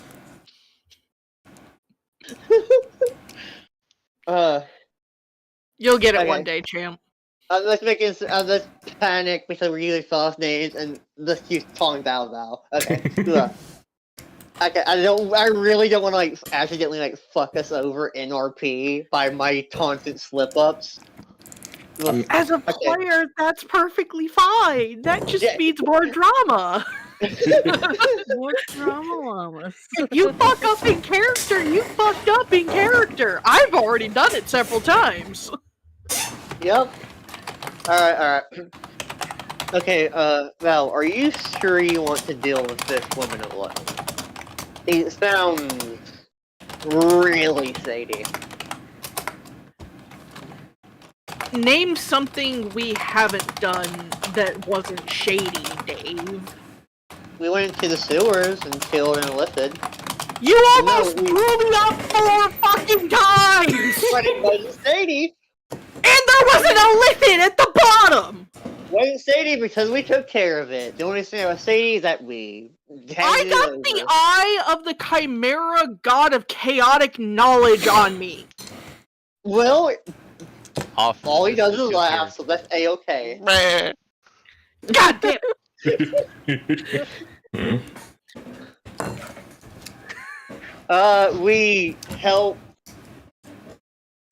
We took care of Bandit Town. That one wasn't shady. It deals with a demon named Calvin who's a thorn in our side! Okay, but but we don't deal with him, therefore it isn't shady, it is us fine. He literally served us breakfast before I told him to scat. Right, but we plan to kill him, so it's okay. Oh my god. Dave! Everything is shady! Oh yeah, we invaded the cat. Ooh, probably not a good idea. What did we do that's not shady? Mara apparently, like, tamed a Deplacer beast and saved her village. That's cool. Well, I didn't tame it. I just put it back in its cell. Aries pen. See? Very cool of her. Okay, but that happened before I became a part of this. Oh, so now there's chaos. a deadline for when it's okay to. Alright. We had a vacation with this very cool Fissy. That you stole from the private royal vault? No, that we borrowed. And you said we can borrow whatever we want. I just want you to know that I felt the air quotes around that.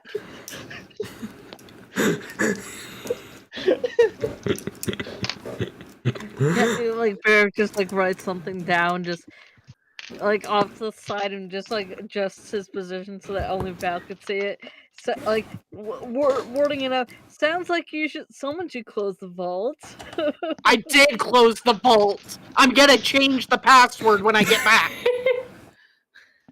Then how are we supposed to borrow from it? You're gonna actually have to fucking ask me. We. Oh, I know something shady we didn't do. Yeah, smart. Pink. We gave the mermaid and the butler names. See? I Very wasn't- cool. I wasn't there for that, so so that's on you guys if you're telling me Oh, the truth. So you have to be there in order for it to count as not shady. No, I'm just saying that if it's the truth. Real quick, who here has the highest passive perception? Oh God. I have a 15. Mine is 13, I think.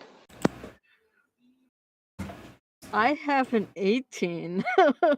Okay, Barrick apparently beats all of us. Unless Cub's Cub- gonna come through for us. Come through with a higher 18. Higher passive perception than a 18. 4. Rip. Like passive? Wait. No, I don't. Am I looking in the right place? I don't know. It says passive perception. It's right beneath your stats. Yeah. Like you say, yeah. It says passive wisdom and then yeah. in parentheses perception. Okay, I found it. 14. Okay. Not that Okay. much better. Barrick for the win here. Alright, so while everyone is bickering back and forth like this, Barrick, it suddenly occurs to you that you count 1, 2, 3, 4, 5, 6, 7. You go back and count again. 1, 2, 3, 4, 5, 6, 7 party members present. You go back and count again. Okay, so there's Gloria, and then there's Gideon, and then there's Mara, and then there's Val, there's yourself, there's Gloria, and then there's still someone else. Who is that? They're standing right there, leaning in as if they naturally belong here. I swear to the Stalos above that if it's Calvin, he's getting decked in the Eyeballs face. on the new person.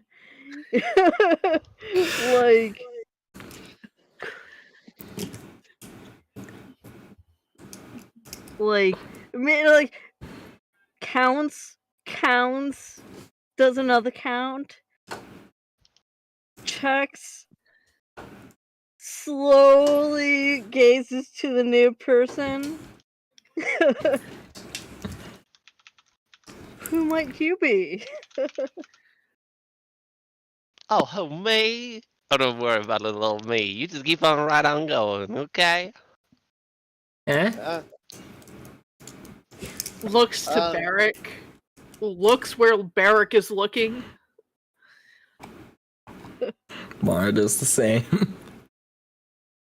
Gideon blinks, stops like mid-sentence, dazes Wait, over. why are there 2 Gideons? What? Huh? Why is there 2 Gideons? You have one guy No. named Gideon and the other guy is Gideon. I'm sorry. No, I'm gonna go away. I'm sorry. Gideon. The trees speak.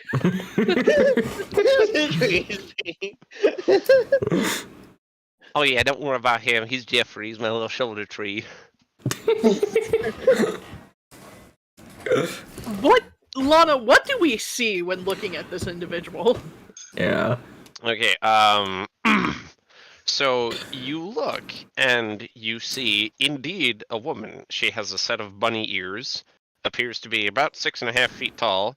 So, you know, matching most of you with your heights. I forget how tall Val is. Actually, I think that makes her taller than Val. How tall did you say? 6'6"? 6.5, so 6'5". Or Yeah. no, because a foot is It's- 12 inches. Yes. Whatever. It's 6'6". Yeah, she'd be taller than Val by like 4 inches.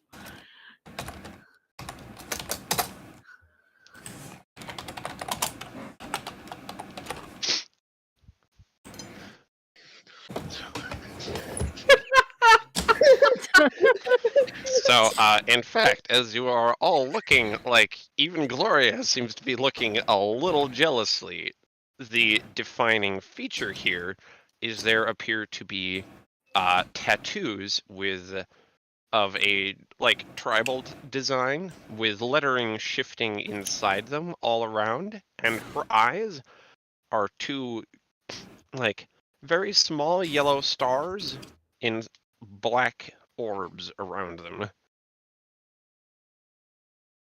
Otherwise appears normal, or as normal as is possible.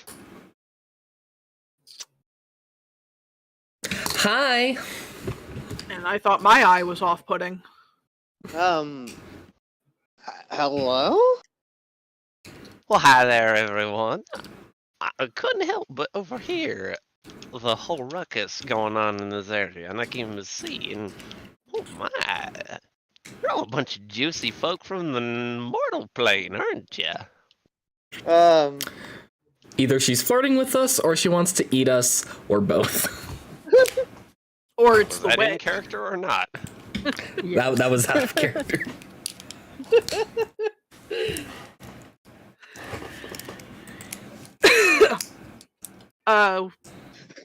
Val steps forward. Well, step? No, not step, because we're like I imagine standing in a circle. So just turns towards them and says, "We apologize for the ruckus. Tend to get into heated discussions." And who might you be? Well, honey, my name's Rumi. And she tips her rather large, indeed, very clearly witch's hat, like even like little sprigs of stuff for your potions and whatnot tucked into it.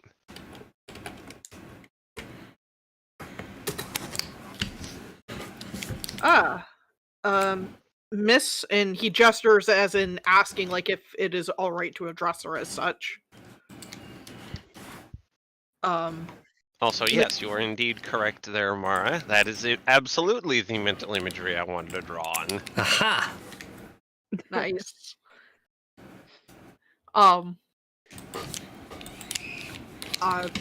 We were actually on our way to go and see you about some socks that we were requested to get. And she just looks ecstatic and just puts her hands together. Oh, y'all just want a pair of my socks? Oh, they are the comfiest thing you ever did see. Of course, you gotta come by my little hut over there to get you a pair. Are you Yeah. all getting some, or are we just getting one pair for somebody special? Just the one pair, right, Dave? Right. I want one too. Oh, It- okay, alright, that's 2 pairs. Pink, it depends on the cost, and we are technically on a business trip. Well, it's our business trip, so we can. Then do it depends on the cost. Yeah. Well, why don't you come on by and see? Yeah, we will do that. Okay. All right, everybody, let's let us go to Miss Rooney's place. And she snaps her fingers, and immediately a broom goes and zips right up next to her. And she deftly goes boing up onto it, and then, you know, kind of waves another hand, and a bright light illuminates around you, and you hear assorted and various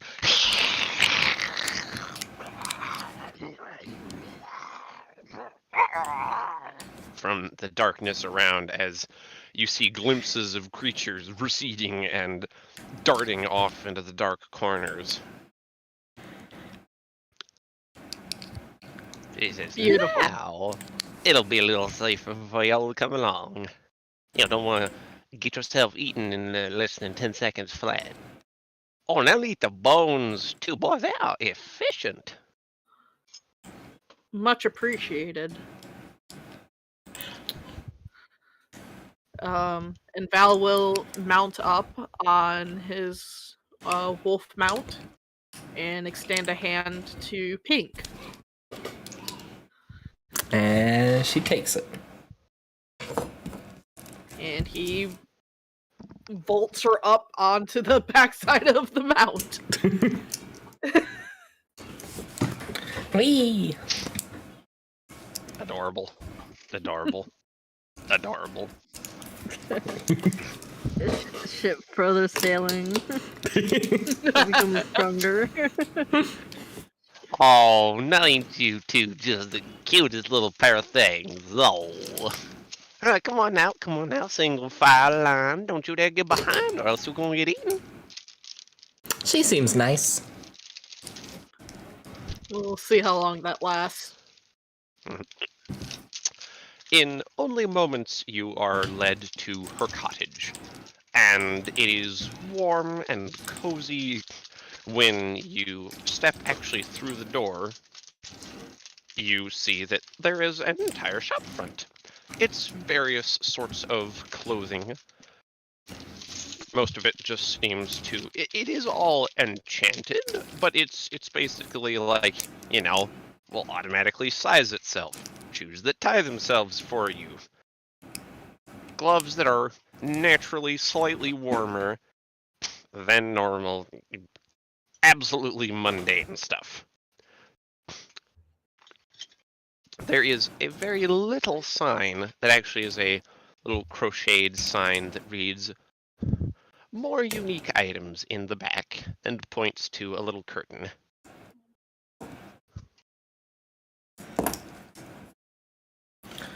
Mm.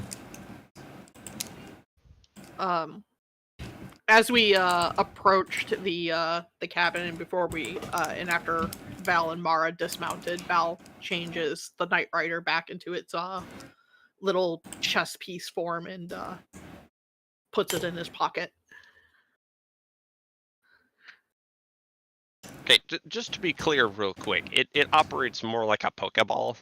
Like, you just summon the thing out of it, but if the thing is destroyed, the chess piece is also destroyed. Okay, I see. So, yeah, so he'll put it back in like a little Pokeball then, and then still puts it in his pocket.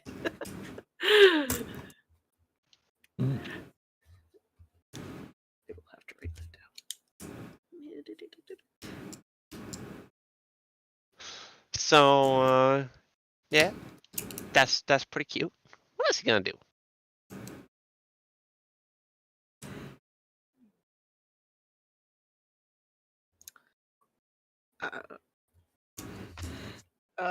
Well, we're here to get a pair of socks from you for someone else. And for me. And for Pink, if the price is reasonable. And we can afford it. Now, in terms of pricing, what y'all got to pay with? That's how we're gonna see what we got to work with. Well, what do you usually trade in? Oh, pretty much anything. I have some gold pieces. Those are fine, but they're kind of low in value. You gotta have a lot. Well, how much is a lot? Oh, it's gonna be like, I don't know, 400 for one pair of socks, maybe even 500. Kind of depends on how nice you want 'em. Okay, that's fair. Um, You know, it don't really hold a lot of value here in these lands. So you gotta give me something a little tighter to work with. All that's right. yeah, no, that's reasonable. I'm just trying to gauge so I can figure out what I have that would be of that equivalent value. Do you?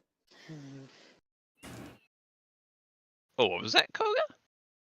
Do you take stories? Maybe I don't know how Feywild works, but Oh, stories I definitely do accept as payment. right. But how I want to know how that works here. If I tell you a story, is that now yours? Is that right from history? How does that work? Or is it just something for you to know? Oh, Something for you to know. I get the story. I get the whole thing. I get the story, and then it's mine to tell to somebody else, and then it's their story. It works just like exchanging any other currency. Right.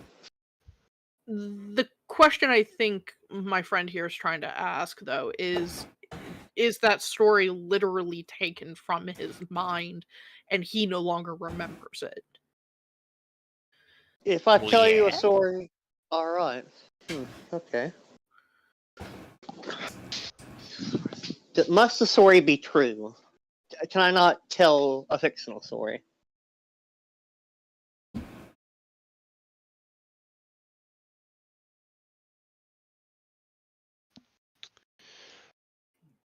You'd have to tell me either a really good one or a lot of really small ones. If the story ain't real, that lowers value an awful lot, unless it's good.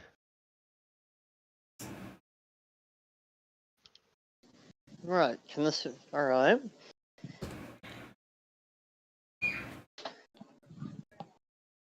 What stories are you interested in then?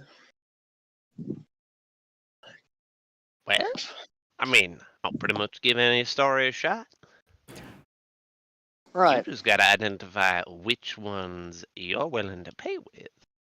If she doesn't like the story, she's not going to take it, I presume, is how that'll work, right? It's gotta be fair now. Agreed. Agreed. Like I said, we're just trying to figure out the gauging of pricing here, of how to determine the value of something.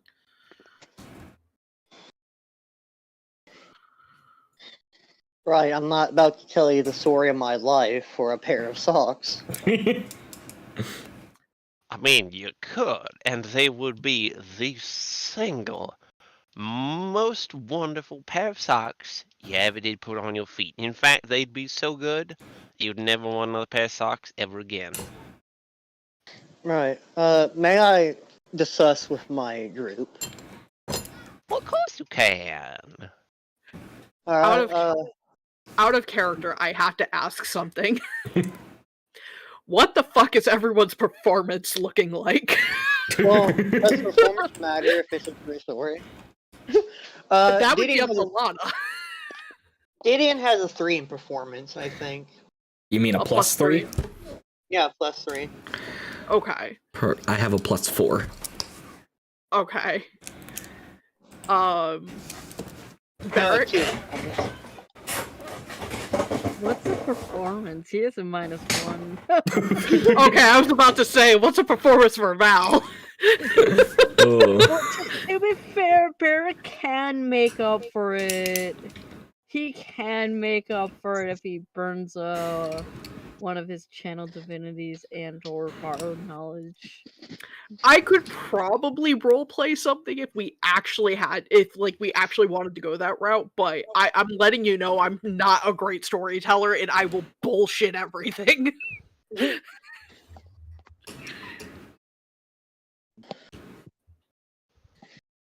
Fishy, what's your performance? It's a good, very impressive 4.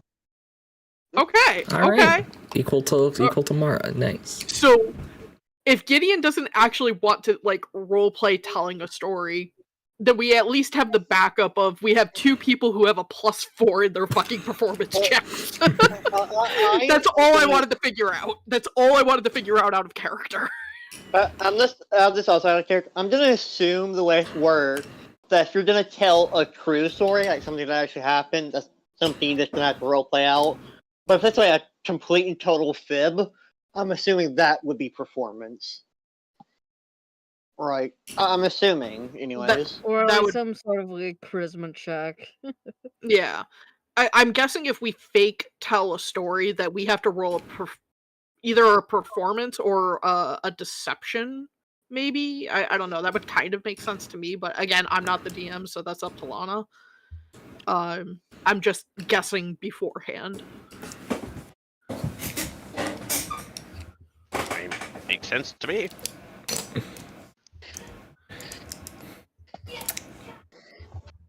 Alright, So- well, All right. alright. Okay. So stories. I So think Dave, first- you got a story there in mind? I have a couple, but I'm not sure if I'm really to part with them. But this we need to talk first. Okay. I think we should probably start off with fictional stories before we, start creating away pieces of our memories. Yeah, let's try to keep the trading away of our, actual memories, to a minimum / not at all. Right. I certainly have some stories, but a bit too important to part.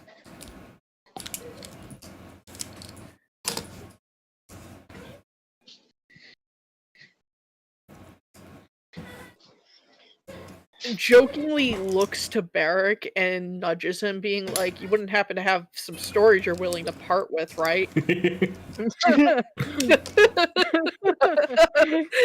Goes in. It's like that casual. It's like, you think I don't have books on me? He goes into his bag that specifically has the area of his bag that does not have the NSFW stuff. Holy shit, man! I didn't think you would actually take that seriously. Let alone would you actually have an answer for it? What? I do like my books. Anything you're willing to part with? What sort of rule do I need to make to determine how many books I have and like what sort of nature they are? I mean, you're the author here. I feel like you're welcome to tell me in this case if you have some non-erotica books or if you have just that.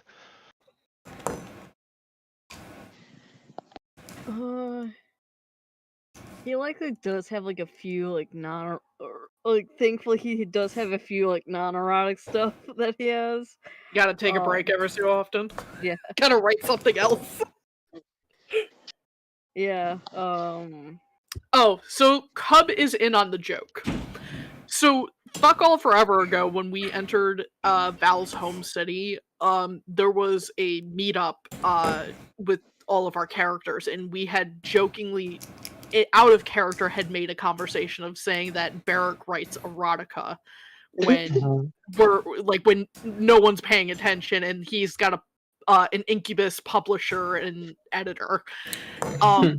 Lana, after us having this conversation, said, "Nope, you guys all had that in character." So now it is in character, player knowledge that Barrick is an erotic writer in secret. And like everyone, the party, for like with the exception of Diana, out of it ribs with him and jokes him like, "Hey, what's your secret? Are you secretly an erotica writer?" No, they have seen his book. They have seen the title of one of his books that has fell out of his pocket, but they haven't They have not made that connection that he Quite actually is.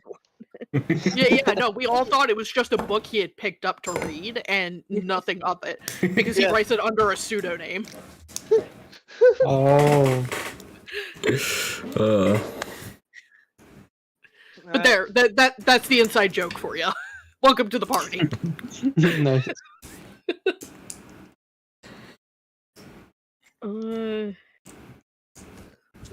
Let's see. He probably has like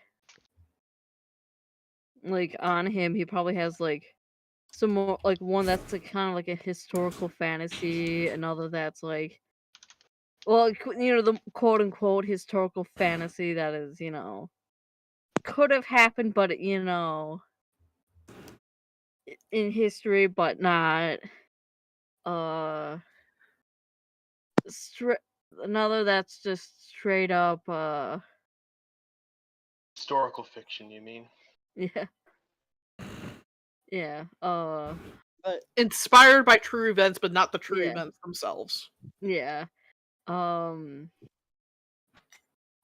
then there's that, and then like just like straight up like a few straight up fiction works, and then it's like, I think I do have a copy of a more erotic, not safe, more steamy sort that I picked up a while ago.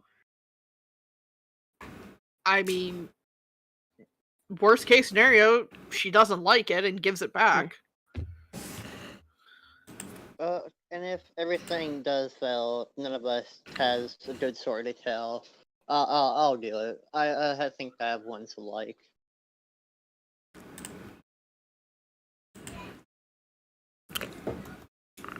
I mean, it'd be appreciated, but let's try to do anything else before we resort to that. Alright.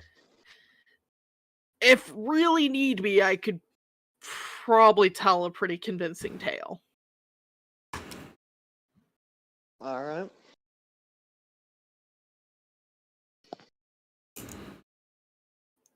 Alright, so... I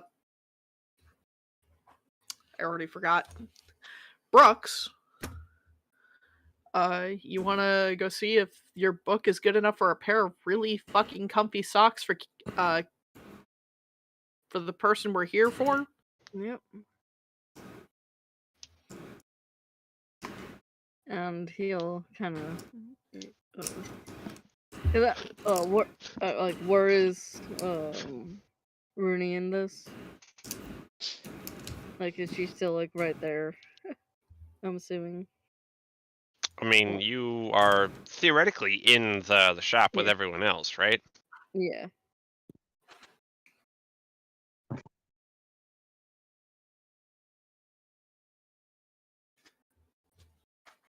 Abandoned her. Yeah. For 5 hours today. I think they're asking where specifically Runia is at this moment. Ah, okay, all right, thank you. So, standing just behind the counter. Right in front of that mic. Just sort of waiting. Can you bring me the peanut butter on this? Oh, I'm so sorry. I forgot to mute. You're good. My bad. I didn't mean to interrupt. But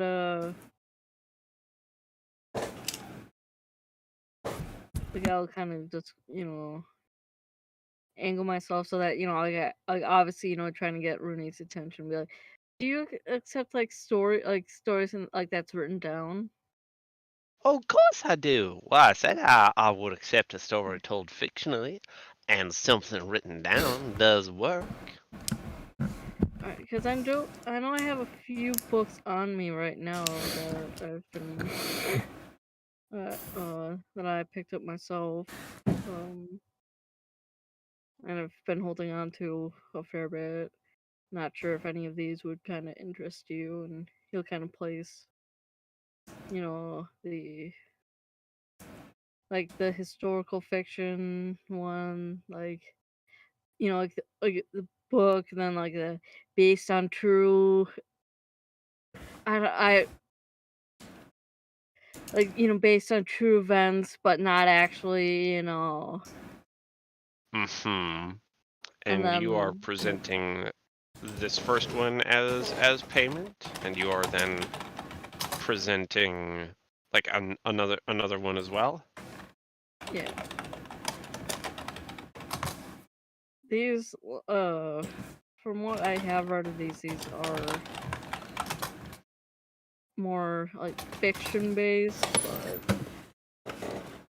Okay, all right. You got me interested so far. and then I think I actually have a copy of a more steamy book that I have picked up. Oh, all right. So a little more on the spicing end. Read about a little rolling around in the hay, right?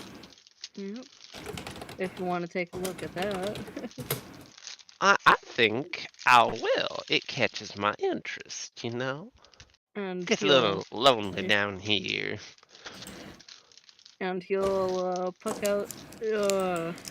out the copy of like the actual finished book that he has on him of his steamy book, and then pass it over. Now she looks at each of these and places her hand on each of them. Now, let me ask you there, Barrick. Which of these have you written? Have you written just the one book? He's written the steamy book for sure. He's been a source of information likely for the historical fiction one. Although he didn't write it himself, he did help kind of like serve as like like essentially like an editor of sorts. And then based on true events one co-written. He and someone he knows kind of like co-wrote it, I should say. Gotcha. So, basically, in order of which one Barrick had the most and least interaction with, is the one that she seems to linger on least and then most. So that historical fiction one, she seems interested in it, but kind of picks her hand up off of it. And then sets it on the next one. And she seems more interested in that. Sets it on the last book, on the book you actually wrote yourself.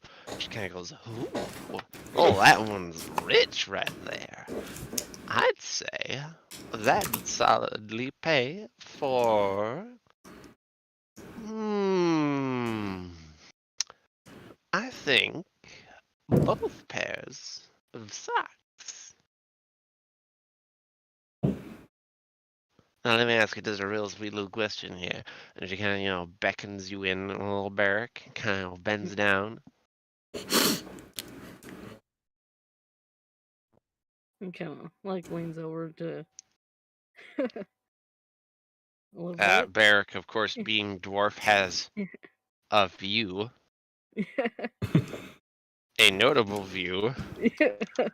Oh, glorious mounds, I see you. Eric, you better not fuck this up. It is now, Mr. Barrick. I gotta ask you there. How good are you at writing this kind of novel? Am I gonna be experiencing some problems about you later? Kind of boops you on the nose. Don't fuck this up, okay?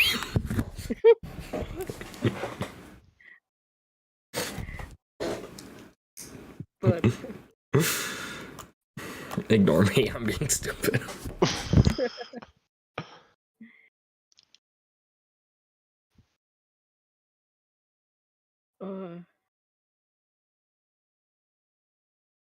it's like it's like sure I may have had a little bit of experience with that, but heard a lot about things as well. So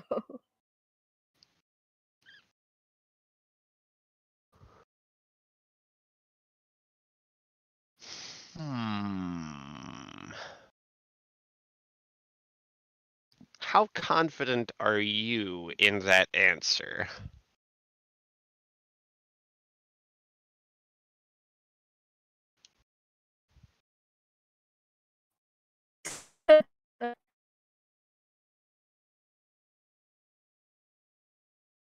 man, that is out of character. That is such a good response.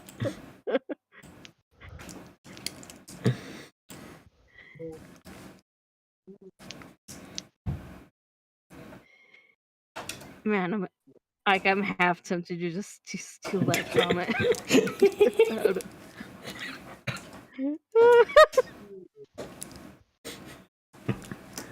Do it, do it, do it, do it. Be the chaos. Be the chaos. Fuck it. Fuck it. It's like, I mean, to be fair, I have heard in my in my years of experience, one thing is for sure, the size doesn't always matter. It's what you do with it that Yeah. that counts. And she kind of leans in a little more with that. Oh, is that so then?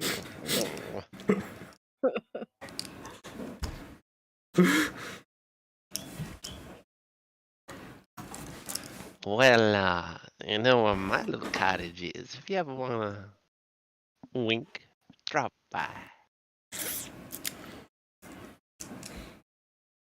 I'll keep that in mind. And she reaches between, takes out a business card, and sets it down the collar of your shirt and gives it a little tap tap to tuck it in.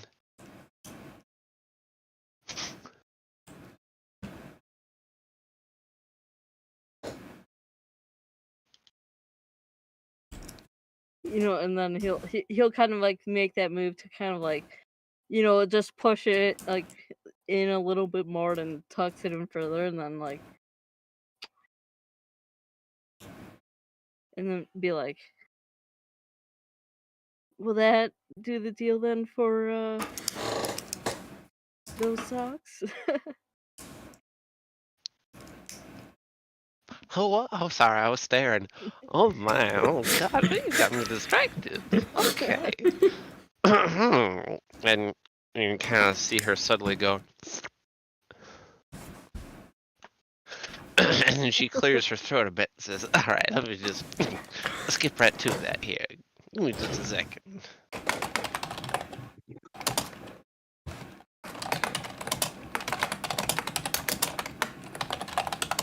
Somebody is typing very furiously.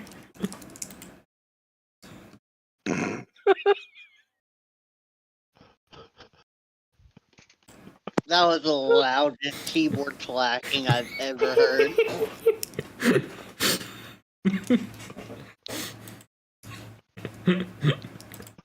So now we may indeed take our momentary break. Okay, lovely. All right.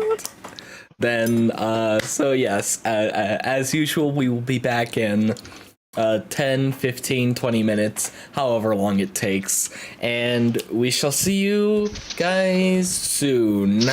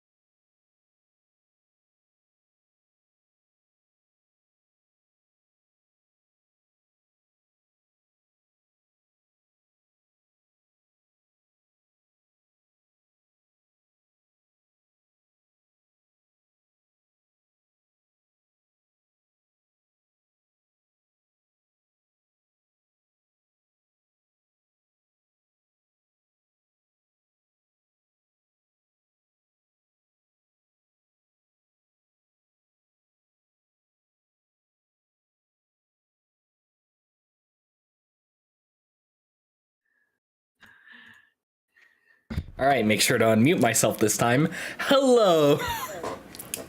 Welcome back. We are back. Hi. Hello. Yeah. Or Gloria.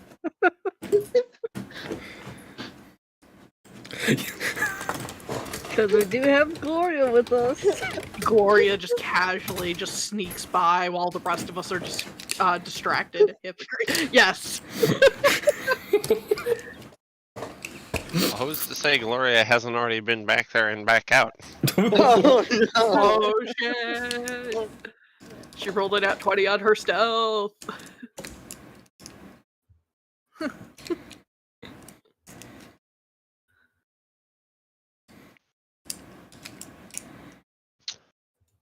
So, a few moments later, you see Miss Rumi come back out of the little back area and is holding up 2 pairs of socks. One that appears perfectly suited for Mara, and one that appears to be variable in size. Like, magically you can tell it will just be capable of fitting just so whomever it is given to. Y'all didn't really give me any information about your friends. I figured I'd just make one of the ones that was automatically sizing. It's perfect. Ooh. She's gonna just like take her socks, kick her shoes off, and put them on. They are the comfiest. To say that it is indescribable is indeed the correct descriptor. Your feet feel complete. These socks are little heavenly clouds of comfort.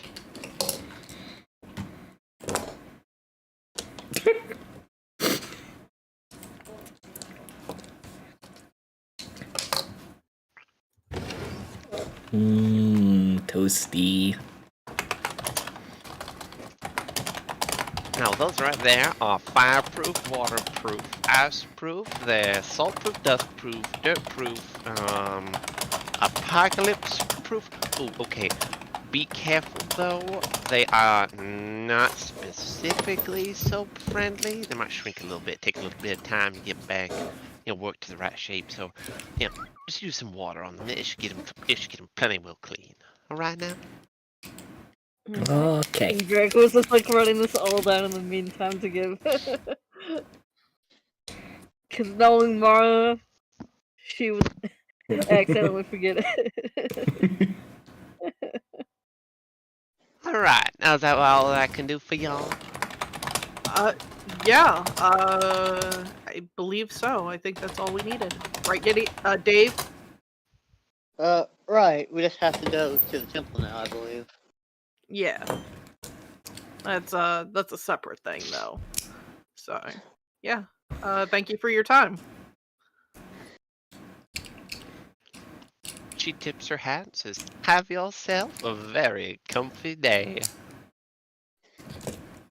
Bye-bye now. And Val makes sure to count all his ducklings as they exit. Mara snuck back into the. No, I'm just kidding.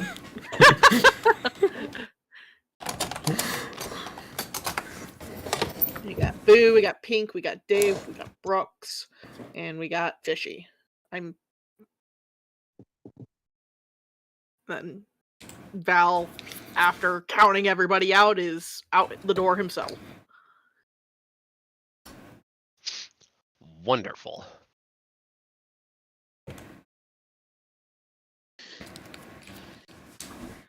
Alright. Well. Alright. Oh yeah, Val, Fissy. Did I tell you that the village was a sprite village? Did I tell you that one, Val? I don't believe so. You didn't say specifically. Right. And one more thing, I don't know how important this is, but they're apparently holding a carnival or a festival soon. A festival for what? Remembrance for any mortal who got screwed over by more mischievous Fae. So, like a kind of like Day of the Dead kind of thing? I guess that's the best way to describe it.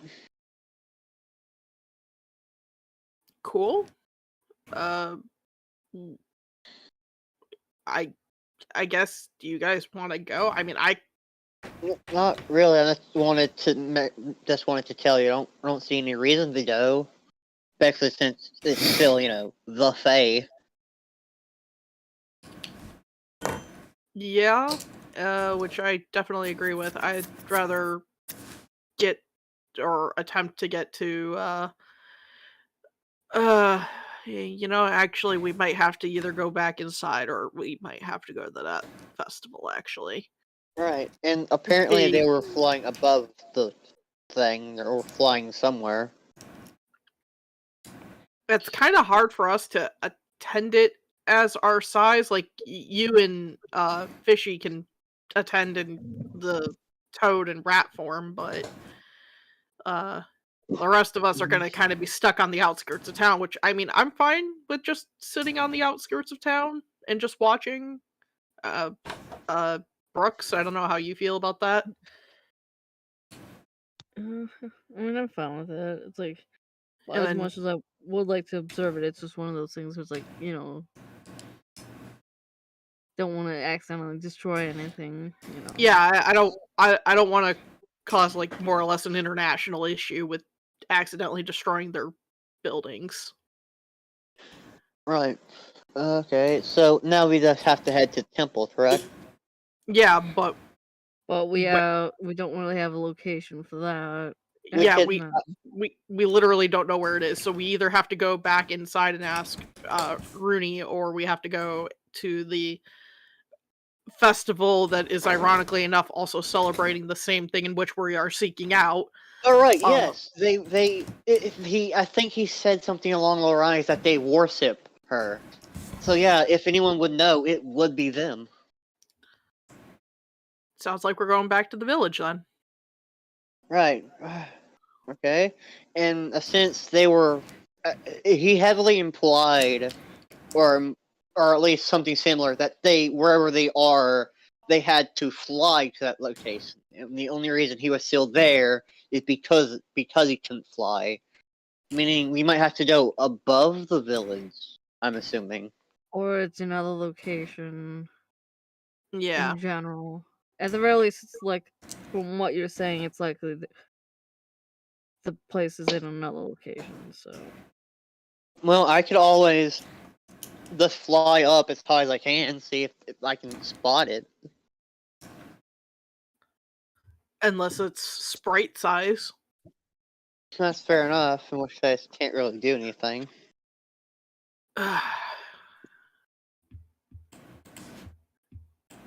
Maybe they'll have a shrink potion or shrink charm or amulet or something that we can borrow to utilize if that ends up being the case, but we won't know until we go and ask. Right. So let's So- just head back, I suppose. Yeah, everyone mount up and let's head back. And he'll resummon the Night Rider. Okay. Do you think from the sounds of it, and from what we have seen, having lights out on would probably help? At least give us a little bit of a ward. Yeah. I don't think Val has anything for like that, no.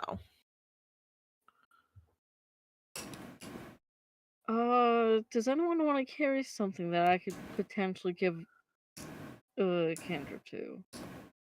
Because I do happen to know the cantrip light. You I could... do carry a lantern. Yeah. Oh yeah, I actually think Val still has that lantern from the fucking sewers. Yeah. I'm pretty sure he does. I have to look back at my notes though. One of the Gideon ones you definitely guys has his. didn't explode. Yeah, I have one bottle of oil and one lantern still. So yeah, so So Val has that. I'm Not just sure gonna if that's gonna be bright enough, but if anything, you could use the lantern as a catalyst yeah. for the light The spell. light cantrip, yeah, because Yeah. I just threw it into roll 20, but I touch one object that is no larger than 10 feet in any dimension until the spell ends. The object sheds bright light in a 20-foot radius and dim light for an additional 20 feet. The light can be colored as I like, and completely covering the object with something opaque blocks the light. Spell ends if I cast it again or dismiss it as an action. And it has a duration of an hour. So, I don't know exactly how long it took us to get from the village to Rooney's place, so it's a sounded The cantrip. light very would short. last that time. okay. And either way, it's a cantrip. I could just keep recasting it when it. That's fair. I forgot about that. So yeah, no, let's do that then. So Val will pull out the lantern that I imagine that he's just been keeping on like his belt, and pulls it off and just holds it out and is like, Yeah, and then I'll take the moment to cast the light cantrip on it. So that, it's bright in a 20-foot radius of it.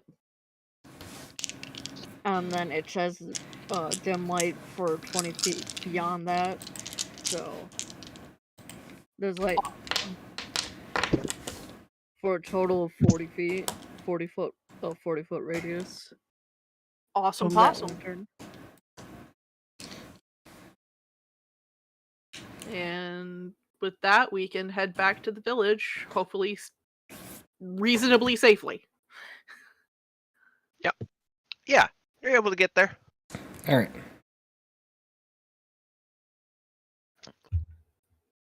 Yes, this time you guys took proper precautions, so you don't need to really like roll anything for that. You're all good. Woo! You arrived back at the Sprite Village. You good there, champ? Alright.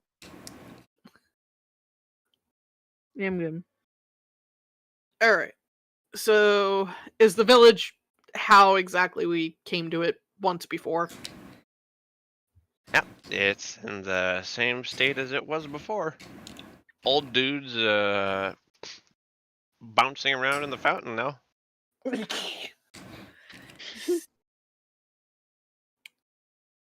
Okay, I'm gonna hold off on talking to him if that's okay.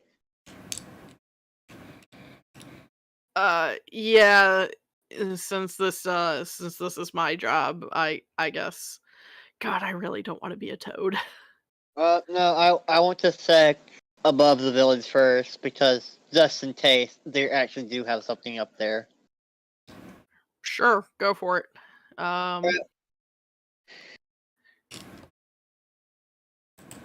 Get him to fly straight up. See, because the implication that they had to fly wherever they need to go. How far up? He would keep. What do you mean, how far up? As far as he can without outright going to the darkness. Like, as far as the light will reach. Okay.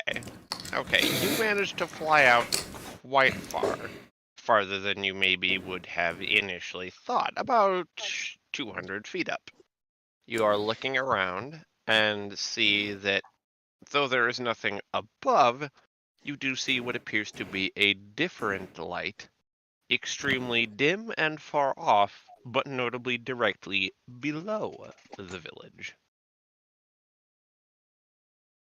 Alright, he just sort of like stares down at it before like soaring back down to the group. Okay, I think I have it. I think I know where it is. Where at? Under the village, apparently. Hmm? Okay. That's... There's a sort of second light that's a lot smaller. And you could tell it was as far as you are aware, the bottom. Very bottom of the village. The cavern.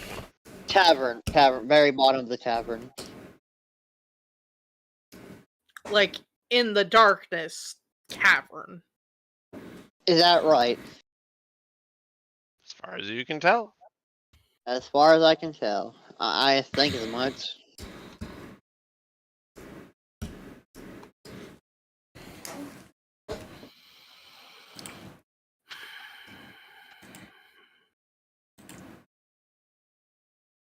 I don't imagine the old man is going to be of much use because he seems to be quite on the premise of being drunk. Right, that's my fault. Yeah.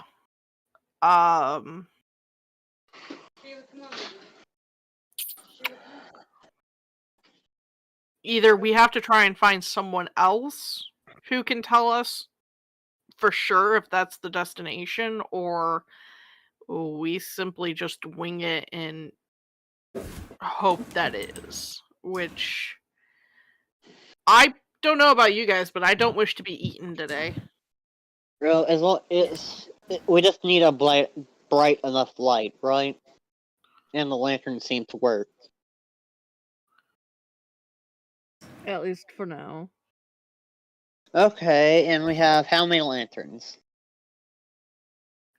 1. One. Well, I have one too. So 2. However, I myself can only cast that cantrip on one thing at a time. I can also cast dancing lights, and I think something else. I can also cast a smite that leaves a light. Okay. So plenty. I can also, outright breathe fire, so that probably wouldn't be as helpful. No. Yeah, that won't help. That won't help.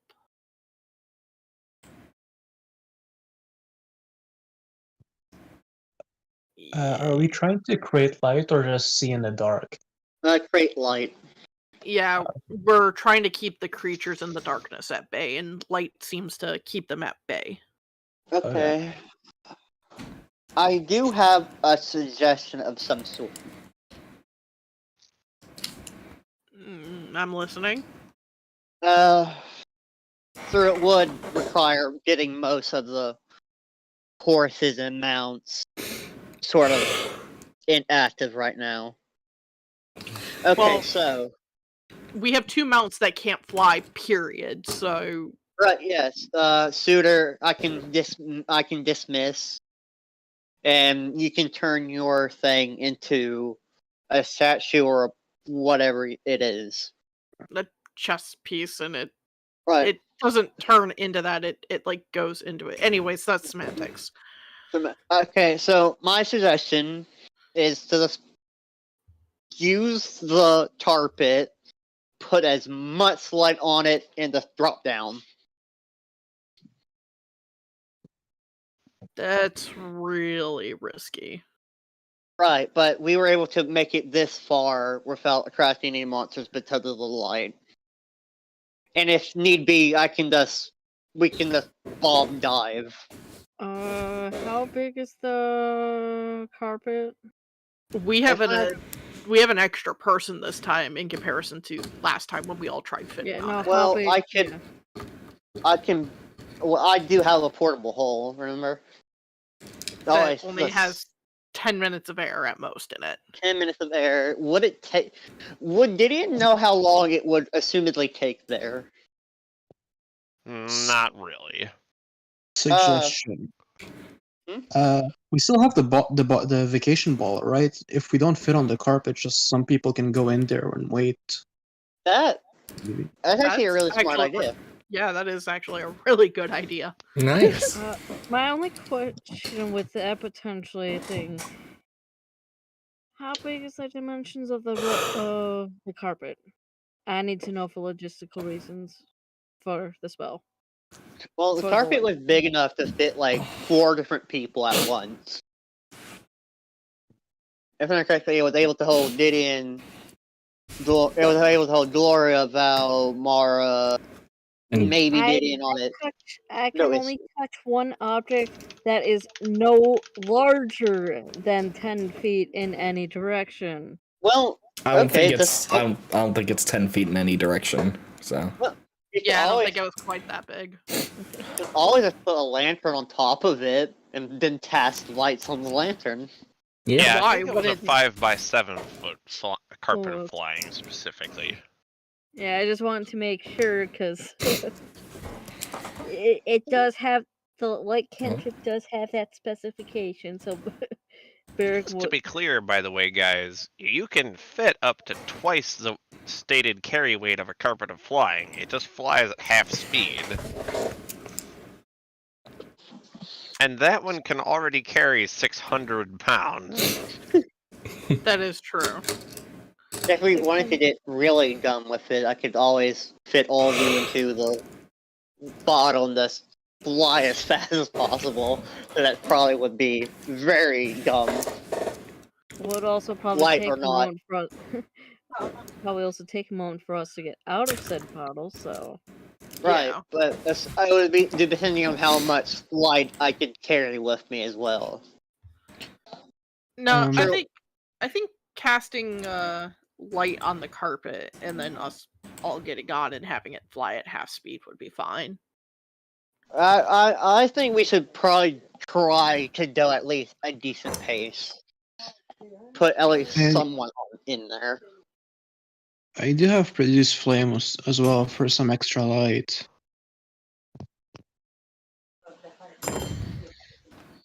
Alright, I will ask you guys to actually make a decision sooner rather than later, please. I don't mind you guys discussing things, but sometimes it gets a little on the excessive side. Perfection cannot be rushed. Okay. I think getting on the carpet and just lighting the carpet up is a good idea. First off, it's also going to produce light downward. So, Yeah. Right. Hell, most of us, some of us can just linger near the carpet because we're able to fly regardless. At least, can you turn into a bird? He looks over to Fissy. Pretty sure I've seen birds while in the bottle, so probably. Hell, you could probably turn into like a small animal. I can just like carry you, cling onto my shoulder or something. True. Actually, yeah. I mean, Just if to you're save okay on with the- that, of on the course. way. Well, yeah. There's no problem with it. It's not. It doesn't take much effort. Although I do think that'll be my last wild shape of the day. Hmm.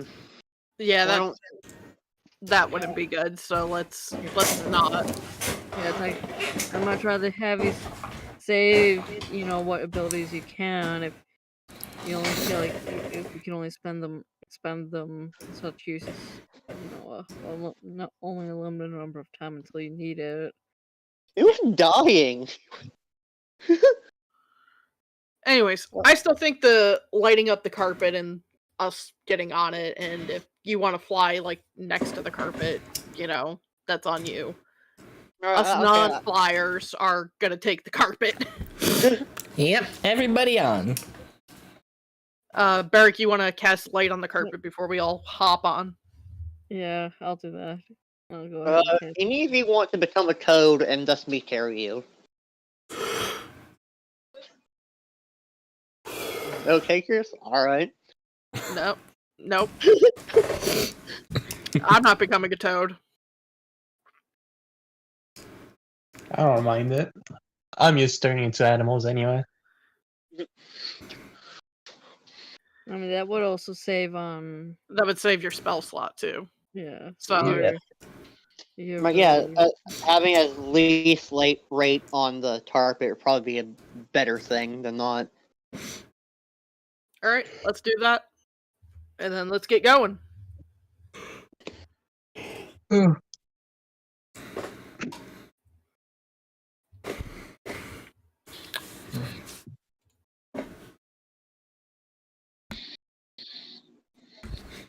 Down we go. Yep. Once light's been casted on the carpet and we all get on, we'll take Yep. it to the bottom of the chasm very sketchily and very carefully. Then you all descend. And descend you do. Eventually, you are engulfed by darkness. Only the light of the carpet guides you, and the dim light below. At some point, you can't even see the lights of the little village. They're too obscured by the foliage around it. And so you press further down. As you do, that sensation of things surrounding you lessens. You carry on down, down, down, and eventually you begin to see stone, to see rock outcroppings, stalagmites rising from the floor. And as you go further down, you see, in fact, rising right in front of you, only 5 feet away, the steeple of some sort of a chapel. The further down you go, you begin to see stained glass windows, which, despite this darkness, you are eerily capable of witnessing their full depth of color. One depicts a lady holding scales in her hands. Knelt before her is one which, depicted, seems to beg for his life. The other seems willing to exchange it. The next image displays this woman striking down the one begging. The one willing to exchange, though, she seems almost to knight. In this third image, you see 4 pairs of wings on her back. You see a crown darkly covering her face, as if a blindfold. When you pass these, you land in front of a set of doors. There is a small stone staircase, and you see, staring at you, an entire procession of little sprites, each only a couple of inches tall. Or, each only about an inch tall, I should say. And they look perplexed, confused, some concerned.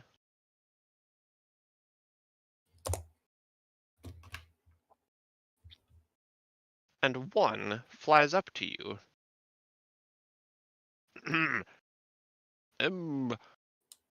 What are you doing down here? I mean, I could ask the same question, but how about I answer yours and you answer mine? That is fair. I was seeking the Temple of the Raven Queen, and try to communicate with With her lady. with her, hopefully to have an issue solved of my own. What are you guys doing? Well, we're down here doing our normal ceremony. We bring our remembrances of lost mortals who have foolishly come to the Fey Wilds, seeking all manner of things. But never someone who's been searching for Our Lady's Temple. It's most unusual. Oh, it was unusual circumstances that caused me to seek it out to begin with. So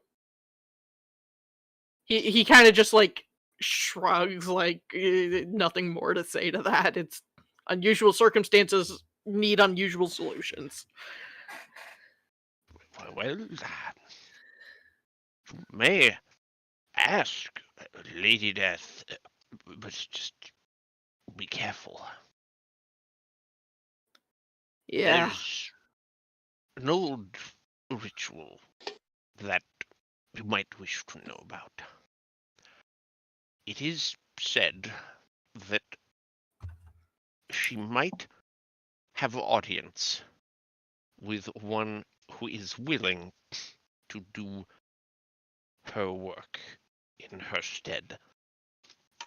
That is to say, you must be willing to lead someone who is on the verge of death into the halls of the temple and help them to move on.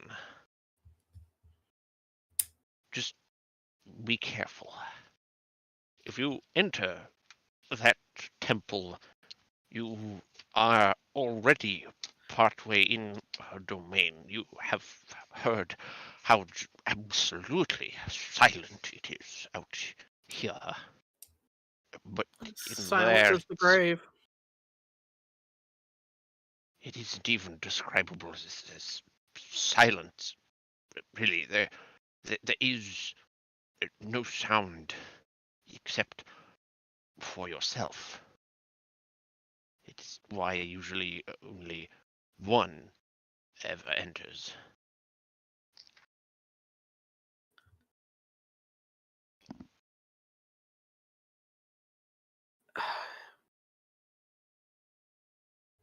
Val takes a moment to really ponder this over.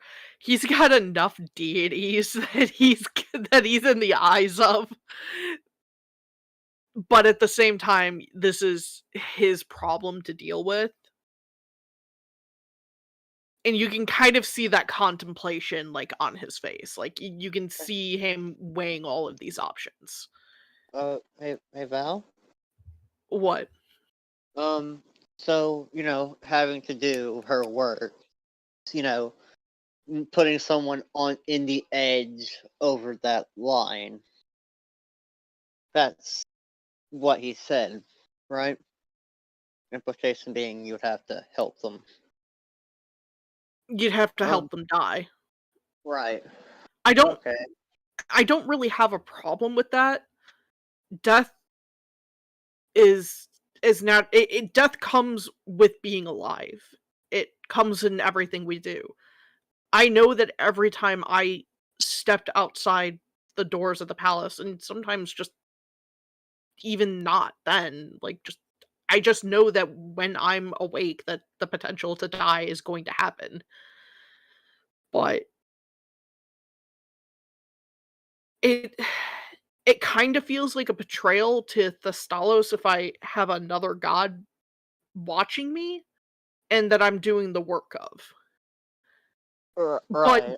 But death kind of feels on par with also what he is because he's not just the god of freedom, he's the god of war as well, and death comes with war. So it's kind of one and the same a little bit, or at least that's how I see it. The Stalos, feel free to correct me, but Right, but do you want? I I could offer to do so. no, it's not your burden to bear. They're not your parents. It's not your Right. wife. Yeah. I feel that's fair enough, but I could do that work, that duty. But I just want to make sure, or if you're certain or not. If not, I think it's just I think I'm only hesitating because of the fact that it just feels weird having so many gods watching me. Like I have the Stalos and I have the goat chimera god as well, technically, as much as I hate to admit it. But this would just be adding to that list right, of but I only have I only have that one. You likely do. You don't Well, want so does everyone else here. Mara. Maybe does. Mara? Not Pinky. Ah, keeps slipping. Oof. Pinky is an exception, but I don't think she would be. This sort of glances over to Pinky. Very vague gesturing. Oh. So, when you look over at Mara, you will notice that she is looking very longingly into her little bag there. The little rat bag? No, just her regular carrying bag. Okay.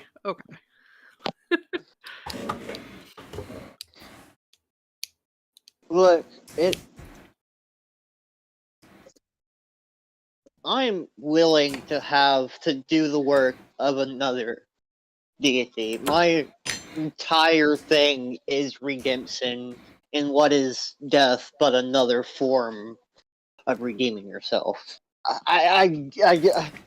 That might be messed up to say, but it depends on the person. But No, I understand. And I think honestly, more than anyone else here, I might probably be the best fit to do so. look, I'm not saying anyone is or isn't the best fit. I'm just saying that this is also my problem to deal with, and I believe I should have to go in regardless. Just because it's your problem, your issue. We're all in this to help you. Yes. It being your issue alone isn't enough to make you have to bear that burden. It's not really a burden, though. You know what I mean. You know what I mean, Val. No, I don't, or I wouldn't be arguing with you. You know what? Fuck this. Val just turns around and walks in. He just gets frustrated at this conversation. He's done walking these circles with Gideon, and is just done. And so he just turns around and walks in. Okay. Mara sort of like perks her head up as she sees Val going, and she's like, well, wait a second, and she goes to grab his hand.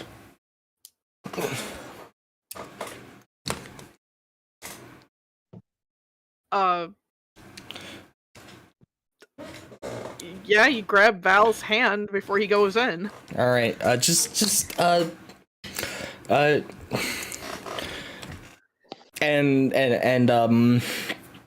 sort of just standing there, and you sort of you can see some like slight panic in her eyes as she tried to stop Val, as she sort of just acted without thinking. I just hang on a second, okay? And she sort of like slowly backs off a bit from the rest of the group. Just hold on, okay? What am I holding on to? Just yeah.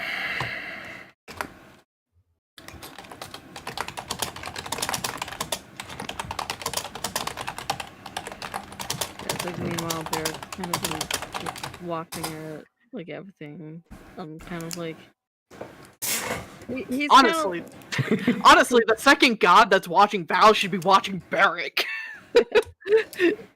Val has no need of this chimera god of chaotic knowledge.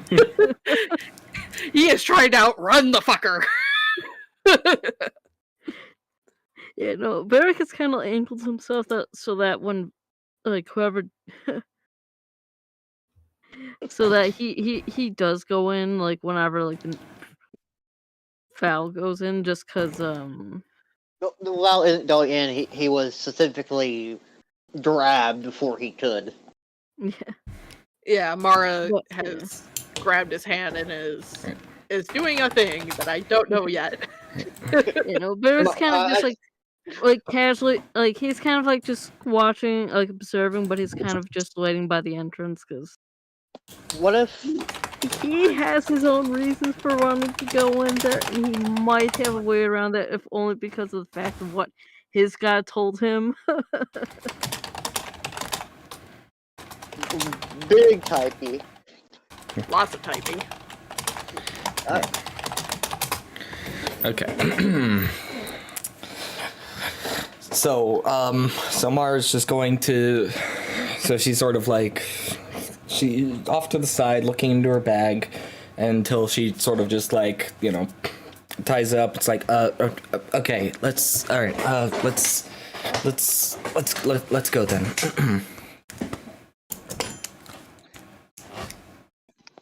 What, you wanna come with me? Yes. I mean, I don't really have a problem with it, but if you... Val looks to the sprite, the old man sprite that had talked to him and told him about the ritual. What happens if more than one person enters?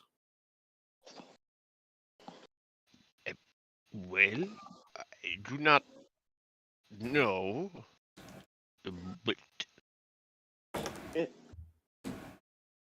Oh, would not recommend. I suppose I don't know why. So, if you choose, then you may. Pink, I Please. can't in good... why don't we all go in? We all have our reasons to do so. Why don't we all bear it? And then we all die? Oh yes, so that's better than just the two of you, huh? 2 people can be more easily replaced than what? How many of there are of us now? Me, Mara, Gideon. No, probably.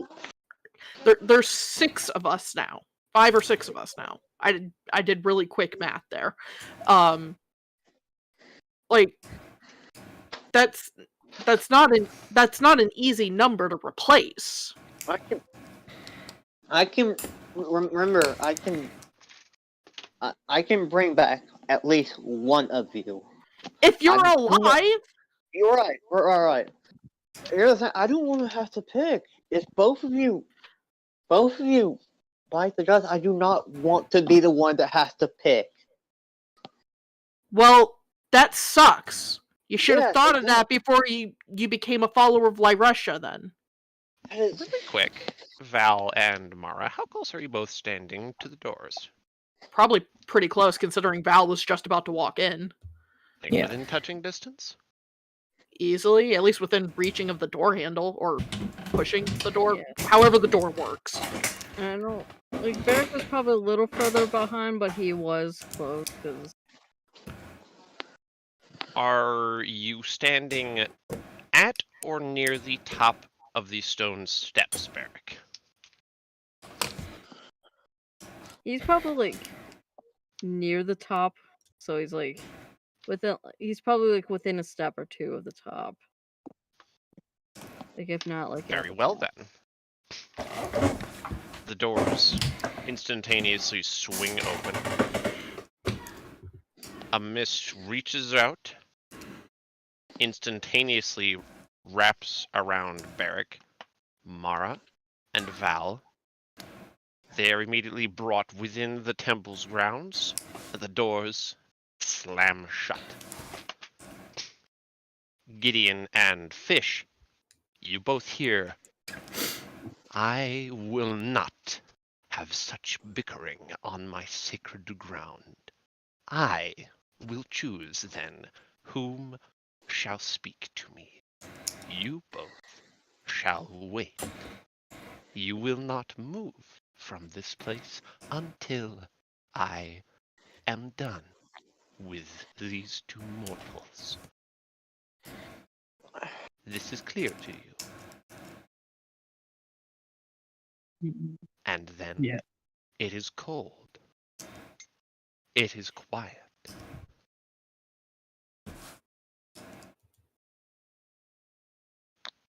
Out of character. We pissed off Mom, run! Also out of character, I want to clarify. He said 2 mortals? Yeah, I was a little concerned at 2 mortals as well. Pretty sure 3 mortals were grabbed. Wait. Wait, Two unless people are gonna have two more. Is it because Mara is technically You like a... two shall wait. No, she said two. I will judge what's two mortals or something like that. Yeah, you did say like which two mortals you would talk to. I'll roll with it then. Yep. I Okay. mean, that just means one doesn't get picked then. Listen. Okay. So One's already disqualified. I just thought you were like foreshadowing. Oh yeah, Mara is technically a demigod because he's related to Tiamat or something like that. Like She's very the like distinct. granddaughter. got it. Like- Goddess is. Alright, look here, guys. Hang on. She's the goddess of death, not the goddess of math. Yeah, no, it's like this. Okay, we're giving the DM too much shit, guys. I mean, I will make this harder if you keep this up. Nope. Alright, everyone, shut the fuck up. the only reason why I know Barrick was wanting to at least, go in with Val was because, like, he has this kind of use of his god is, like, an old friend of hers. Oh, that's right. Yeah, that was the whole reason that Barrick and Val were going together. Yeah, that's why he was kind of up there.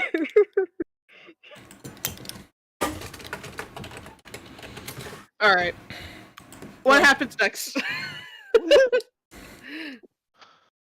Mara and Val, you both find yourself in front of a pool of water. It is so still as to act like a mirror. Looking above this, there is an altar, and just in front of that, there's a podium where one would speak at. It sits just slightly above this pool of water, and the pool of water seems deep enough that if you sat in it, you'd be up about to your chest if you were in the exact center. Up above you, you see many more stained glass images, each representing an image and a number. Each image is seemingly of a person. They number up to 17. The 17th you see is actually framed directly above the altar, and it appears to be a moth person is actually there, depicted in this image. You blink, and these stained glass images seem to be looking down upon you. And this room is quiet. So much so, you hear one another's heartbeats. It feels as if you could hear one another even thinking. Your breath sounds like a deafeningly loud thing. And if either of you speaks, it is clear, to such a point as it feels like a lie could be heard simply for its existence.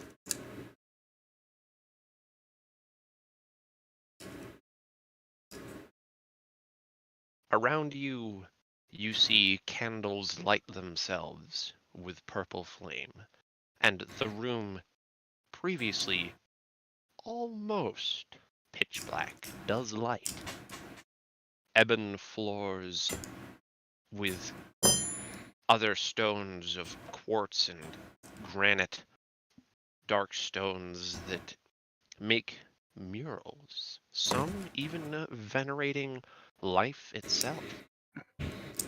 In fact, as the room now lights up somewhat, you notice where you stand, just in front of this pool of water, is Ophelia, hand in hand with her husband, the god of life. Each passing one mote of light to the other.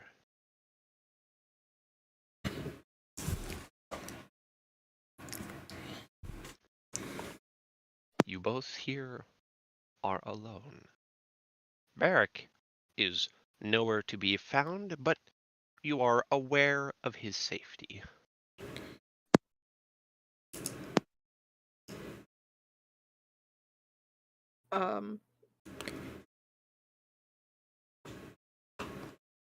Val, I imagine, would drop to one knee and have his hands clasped in front of his face, as in a way of prayer and respect to the two gods. Mara, meanwhile, is staring at them, frozen in fear, with an expression of like, did I just fuck up?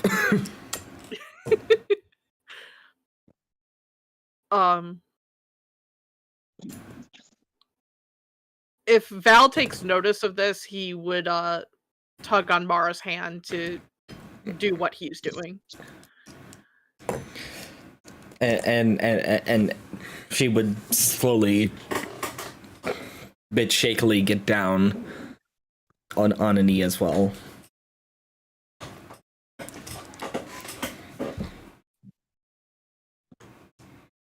The silence reigns for a few moments more, and you hear a voice speak.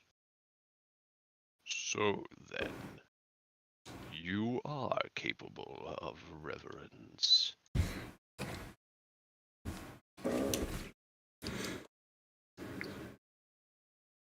Val takes a shaky breath. I am honored that you say that to me. I apologize for my discourteousness outside of sacred grounds, on sacred grounds. Apologize, do you?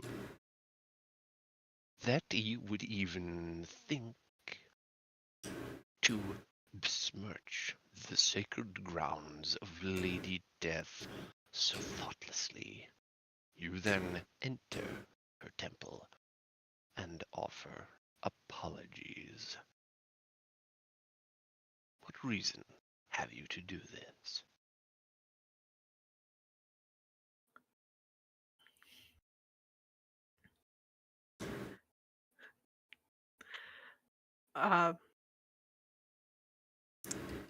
My parents were puppeteered by the clone of someone I thought I could trust. And they're in a state of death, but not death. Suspension. Their forms removed from the natural spinning of time. I see.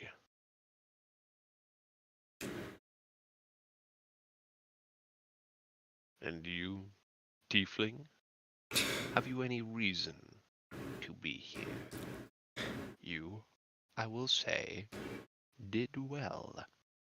Your intentions are pure. Speak then. What is it that you personally seek?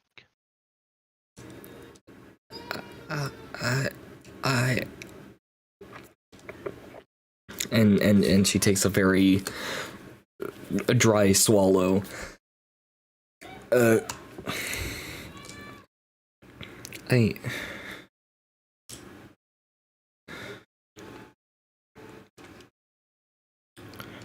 I am not entirely sure. I just felt like I needed to. Like there was something pulling me in here.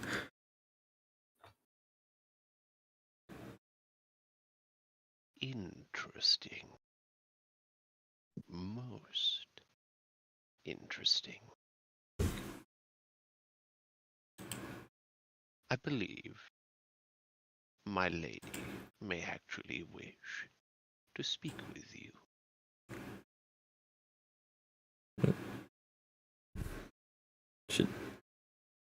She wants to speak with me? Rise and look upon me. She slowly stands back up and looks to him intently. And indeed, you see the image of that 17th stained glass person, but now stands before you in the flesh. He is indeed a Mothman, but one of noble stature, robes of a sort, and possessing a flair, a design wholly unfamiliar to you. Though what is familiar is that in one hand is a distinctive size. Etched into the blade is the image of a raven's beak.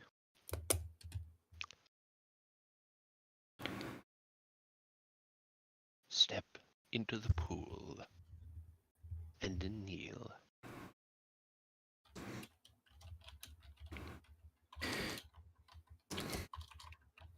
Mara looks down slowly at the pool and slowly gathering up every piece of bravery she has. She takes a step and then another and slowly makes her way down into the pool.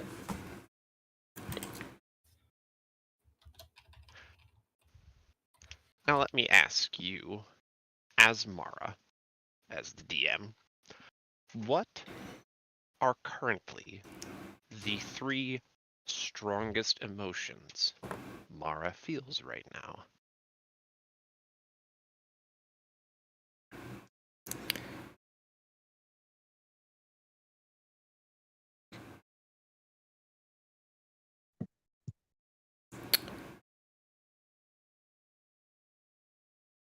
Fear,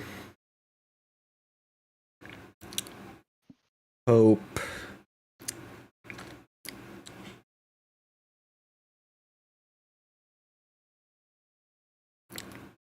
and desire.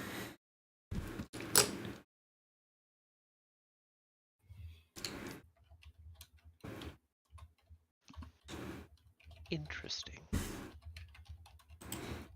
You kneel in this pool of water. You do, correct? Mm-hmm. The moment you feel your knees touch the stone, it is like a slumber hits you. Val, you hear a soft splash, and if you look up, Mara isn't there. Yeah, Val would look up at hearing the splash, and upon not seeing Mara there, he'd probably call out Mara's name. All you hear is your voice echoing and bouncing around the within of Ophelia's temple.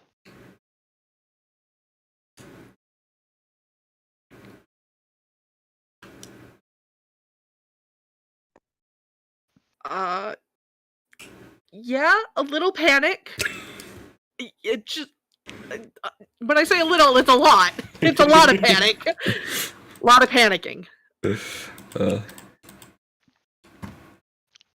And I'm trying to figure out if Val would be brave enough to stand up to approach the edge to go to her, or if he would be fear-struck down.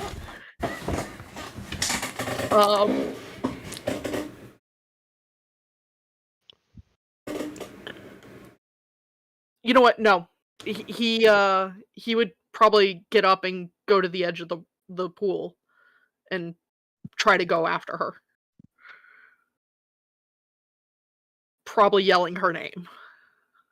You Definitely run yelling her name. forward, and immediately you feel the pinprick of something sharp against your chest, and everything feels shiveringly cold, and there is a sudden rush of an emptiness, and you look down, and you see just the very tip of that scythe pressing to your chest.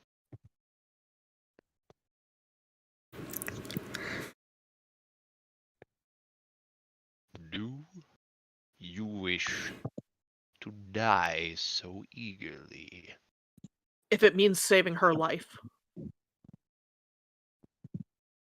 If it means you'd willingly disturb Lady Death, have your soul cast into the nothing to taste her greatest wrath.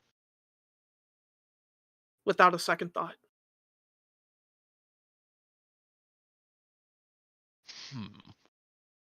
I'm uncertain if you are brave, foolish, or both. Sometimes you need both. However, I will say, Our Lady does not wish life to pass without meaning. Yours ended here would be wasted. And Mara's? You will know when it is time. Now wait.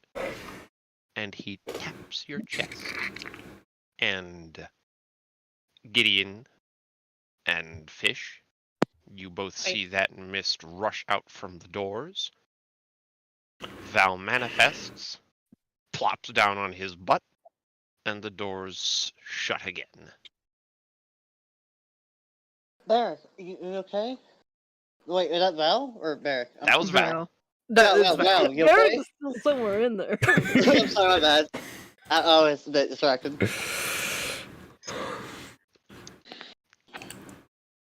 Damn it! So, Damn it! Damn it! Damn it! Damn it! what happened? Life casted me out, and Mara's still in there, along with Barrick. Okay. Okay, something happens. I could bring at least one back, and I still have that fate I don't- thing. I think I they're don't know if fine. it- Okay. I think they're fine. I was deemed unworthy. I'm Fuck! with son of thought. I'm so just let you went. He's like trip.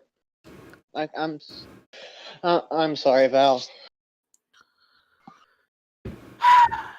No, it's my own fault. I need a moment. And Val's gonna kind of walk away, but not like into danger away. Just by himself.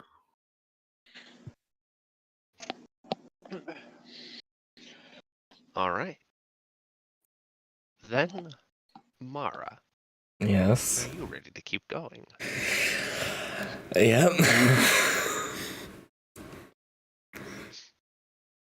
Mara, you find yourself standing on a singular stone pillar. In front of you there is a comfortable-looking chair. There is, however, nothing around you. And when I say nothing, Mara, your mind registers that its eyes see an absence of something, save for the pillar that you stand on and you yourself. You know how when you look at the absolute darkest color of, the darkest paint black that there is. That Yeah. absorbs, 99.99.99% of all visible light. Black And it 2.0. looks like a hole. Yeah. Imagine a deeper, darker version of that in every direction. Oh boy.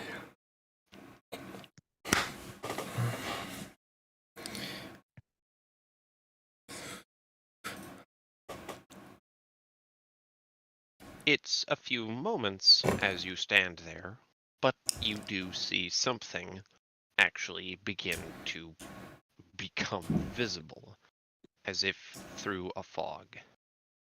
And you see it is a castle, sitting atop its own ornate pillar of stained glass running the entire length down into obscurity. And your pillar approaches this castle. A servant waits at the stairs up, and he holds his hand out, gently taking yours. My lady shall see you now inside the castle. You are welcomed, Mara. That's where. Okay. And she nods, and she slowly walks towards the castle. And The great doors open. You look to them and see images of both living and dying, each depicted in harmony. You see again the images of the Raven Queen's Reapers. Again, the image of the 17th Reaper appearing quite prominently. These actually depicted as physical statues. And the further on you press in, the more images of beauty. There are tapestries depicting those valiantly fighting for the lives of others. There are those standing before deific beings and giving their lives, that many more may be lived. And you pass by one in particular. It seems at first to be little more than a golden field. Though the more you look at it, the more you are aware that its imagery is shifting. What does Mara personally believe to be the single most serene place? What does she picture as being the most restful place imaginable?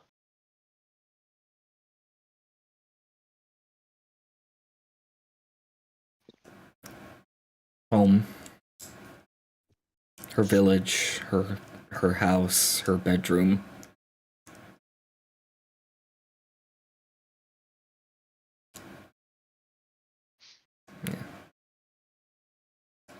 As you look, there's a warm voice. When you hear it, it almost feels like your own mother is speaking. It's beautiful, isn't it?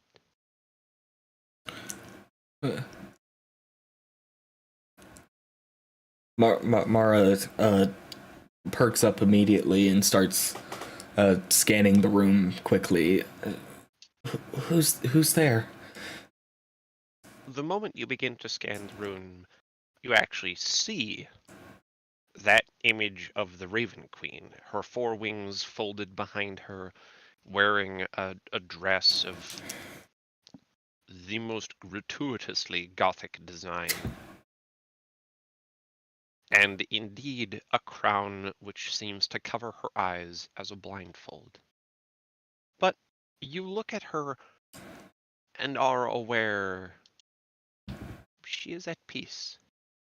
In fact, standing next to her, you feel a peace you maybe haven't felt since those simpler days back at home.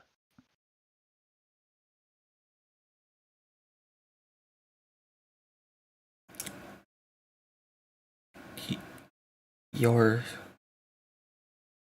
the Raven Queen. I am, yes. I am Lady Ophelia.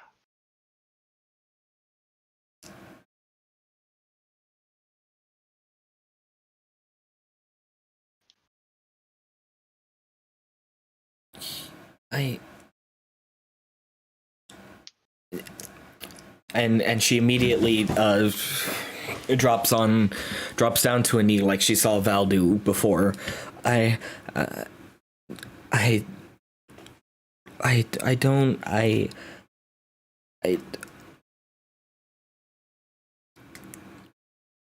You wanted to.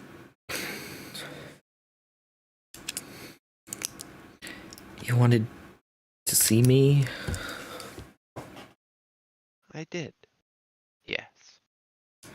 Because most of all, you have the simplest desire. You want those you hold close, safe. And you express it the most openly. It is a beautiful thing to behold.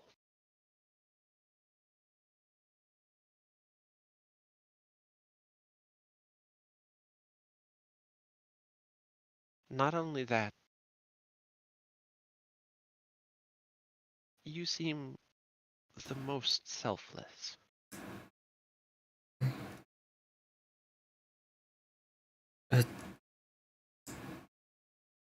Thank you, Lady Ophelia.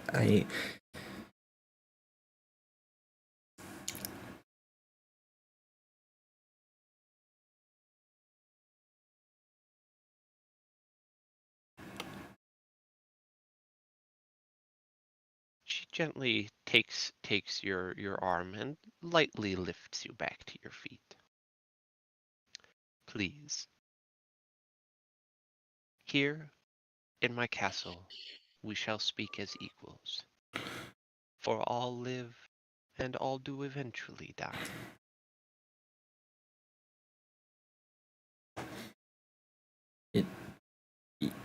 Oh, okay. Yeah, okay, alright.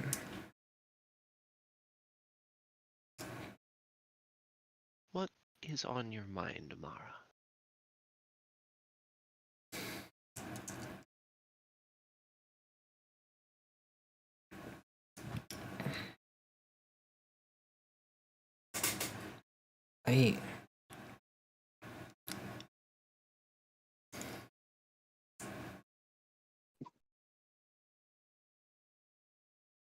Man,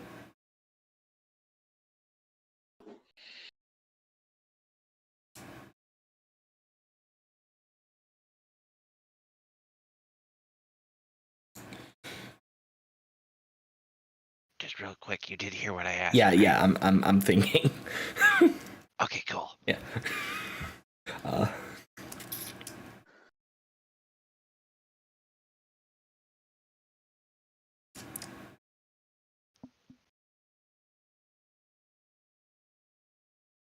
Did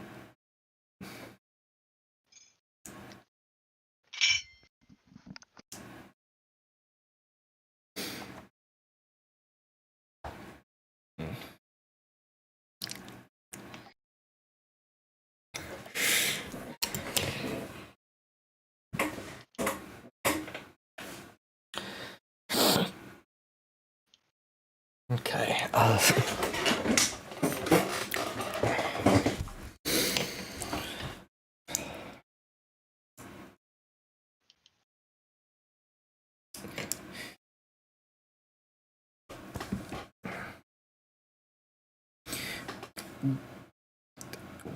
Why did you bring me here? It was just it couldn't just be to tell me I'm doing good, right? There's more to it, I'm guessing.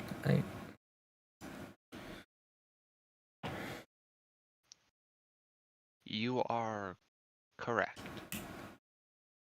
Hearing the others, they do mean well. But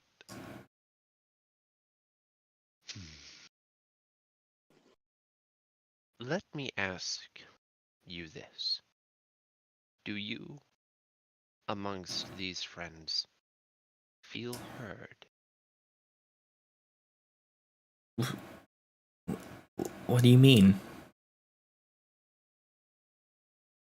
I mean, do you feel that they genuinely weigh what you say the same as they would one another? I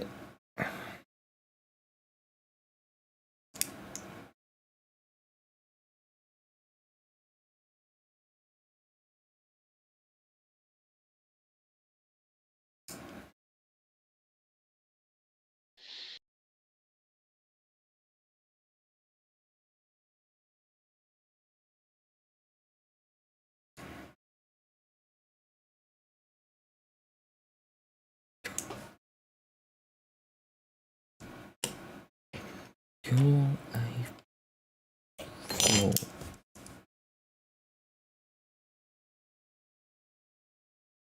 I feel they do what is best,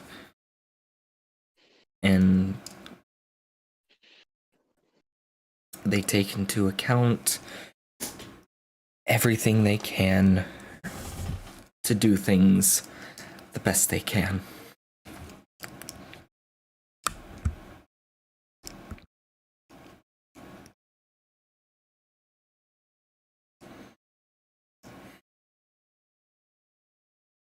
And is that genuinely how you feel, not just what you see?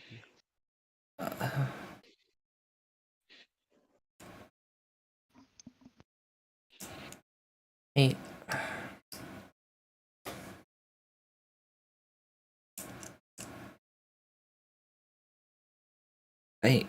I don't understand.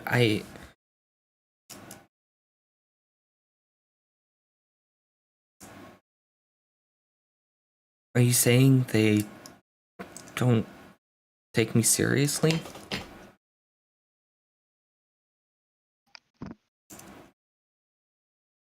No. I have seen their hearts.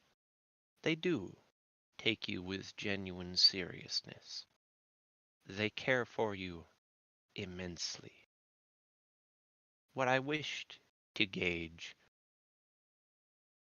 is how innocently you do view them. I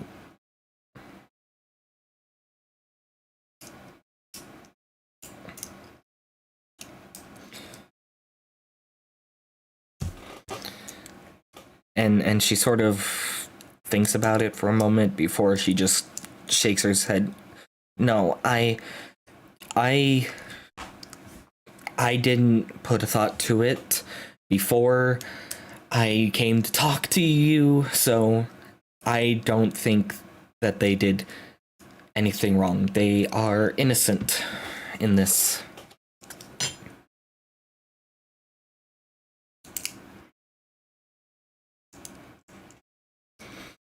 Then that satisfies me significantly.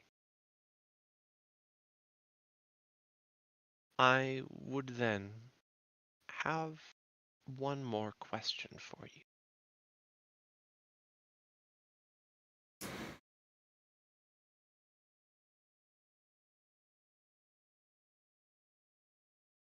Are you willing to hear it? Or do you need a moment? Ask away.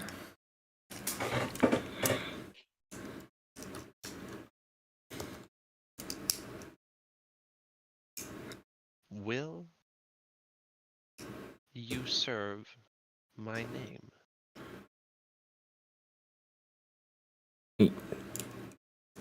Serve you?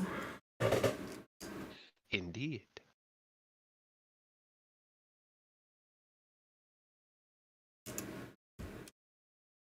I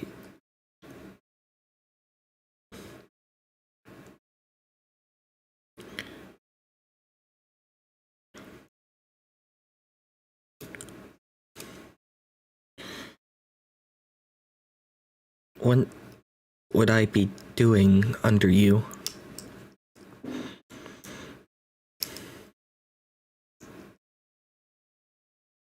What I would ask of you is simple. There will be times where I will ask you. My fucking thing crashed. I'm sorry. What did I miss? I'm sorry. Oh, that is most unfortunate. No, you don't got to apologize for anything. Yeah, no, it's alright. It happens. Shit happens. Don't worry about it. Yeah, welcome back, Koga. Yeah. Alright. Where? Yeah. Okay. What you would do is simply speak. Those who are about to pass on, I will simply ask you to speak with them, to help them with letting go.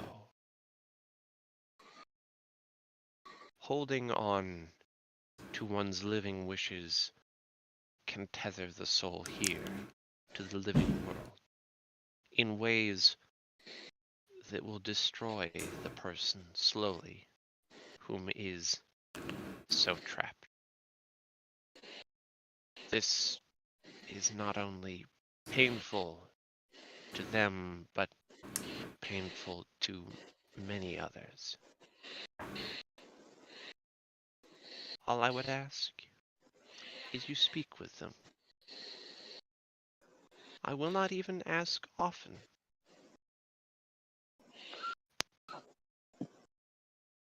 Is this something you could do?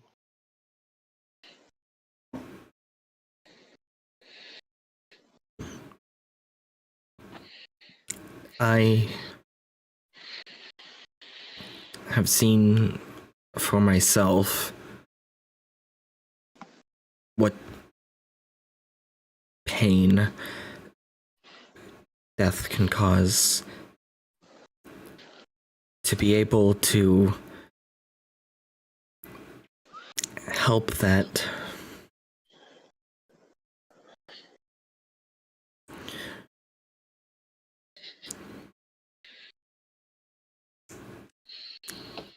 to prevent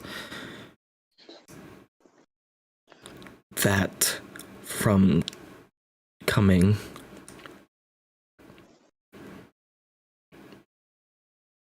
I'll do it.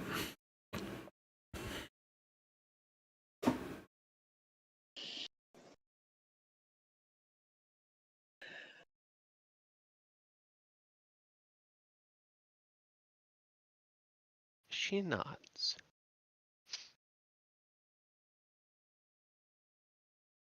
Then we will speak again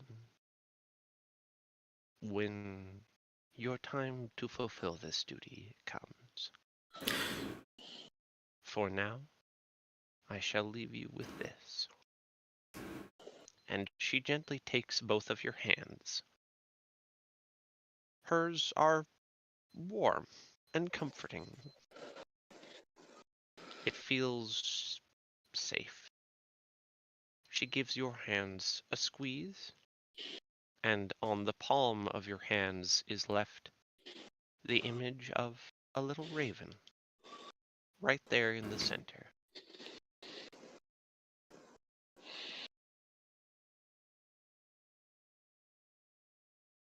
When next you look up from your palms, she is gone. Only the sound of soft fluttering of wings and ravens in the distance.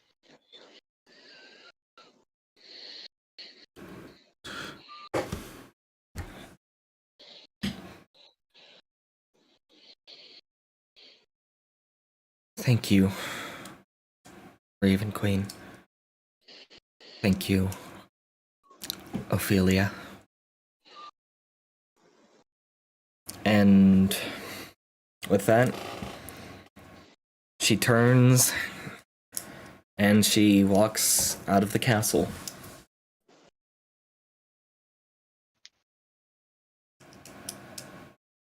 When before you had entered the doors, the world around was bleak, lack of anything. Now, when you open the doors, there is a light, blinding and brilliant, yet equally restful and calm. You gaze out into an infinite expanse, and you see that these are all the afterlives, that what you are looking out upon is the golden fields, the place of the Raven Queen's rest for the living.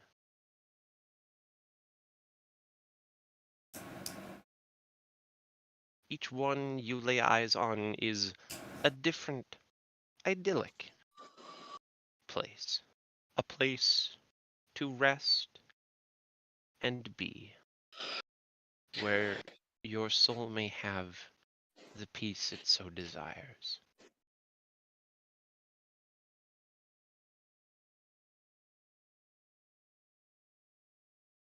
And with this, I believe we will leave off today's campaign. Bro.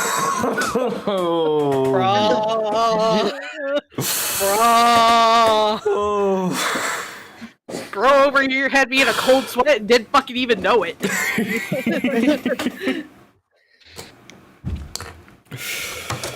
Oh boy.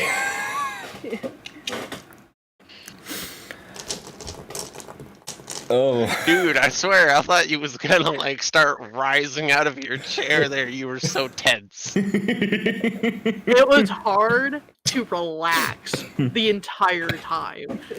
I had to distract myself with doing something else a little bit while I listened in, so I wouldn't just be constantly piping in.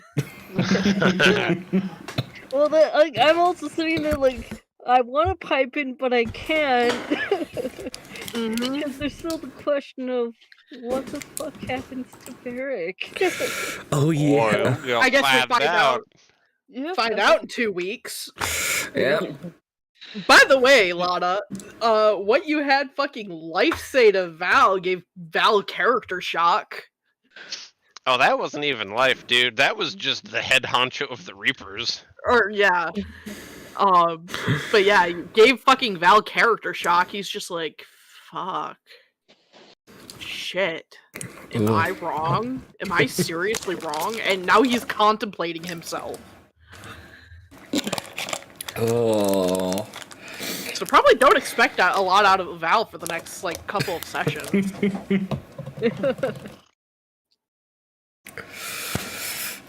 Oh. This really went from down bad bunny wits to existential crisis. Yeah. Yeah. Yeah, that's Whiplash! Hey guys, this is a lighthearted fun campaign. We just have fun here yeah. with Trauma Llamas. Oh. Everybody on the Trauma Llama train. Choo choo!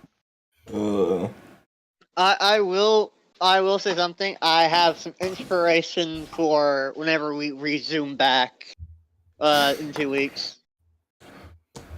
I think I have some ideas of stuff I would like to do. Excellent then. Excellent. I actually might not be here. Oh yeah, you Uh, no. I might not be here for actually the 24th. Jask has invited me to another LARP that takes place that weekend. Ah. That's right. Yeah. I haven't- having that I discussion. haven't fully decided if I wanted to go yet, so it's still kind of tentative, but the likelihood is I'm probably gonna end up going. Alright. Makes sense. So then we'll see each other on the 31st then. Hopefully, we're able to actually do my campaign next week. Yeah. I'm excited. Well, mine, Failed the last minus 2 me. attempts. Yeah. Alright. I will see you all later, everybody. Yeah. I hope that people watching the stream had a great time, and we will see you in however long this takes. We say it's every other week. It's almost never that. So, bye. Given that LARP season's starting up, it's gonna be a bit jumpy. Yeah. But yeah. We're gonna do our best, folks. We're gonna do our best. Indeed. So, bye-bye. Goodbye.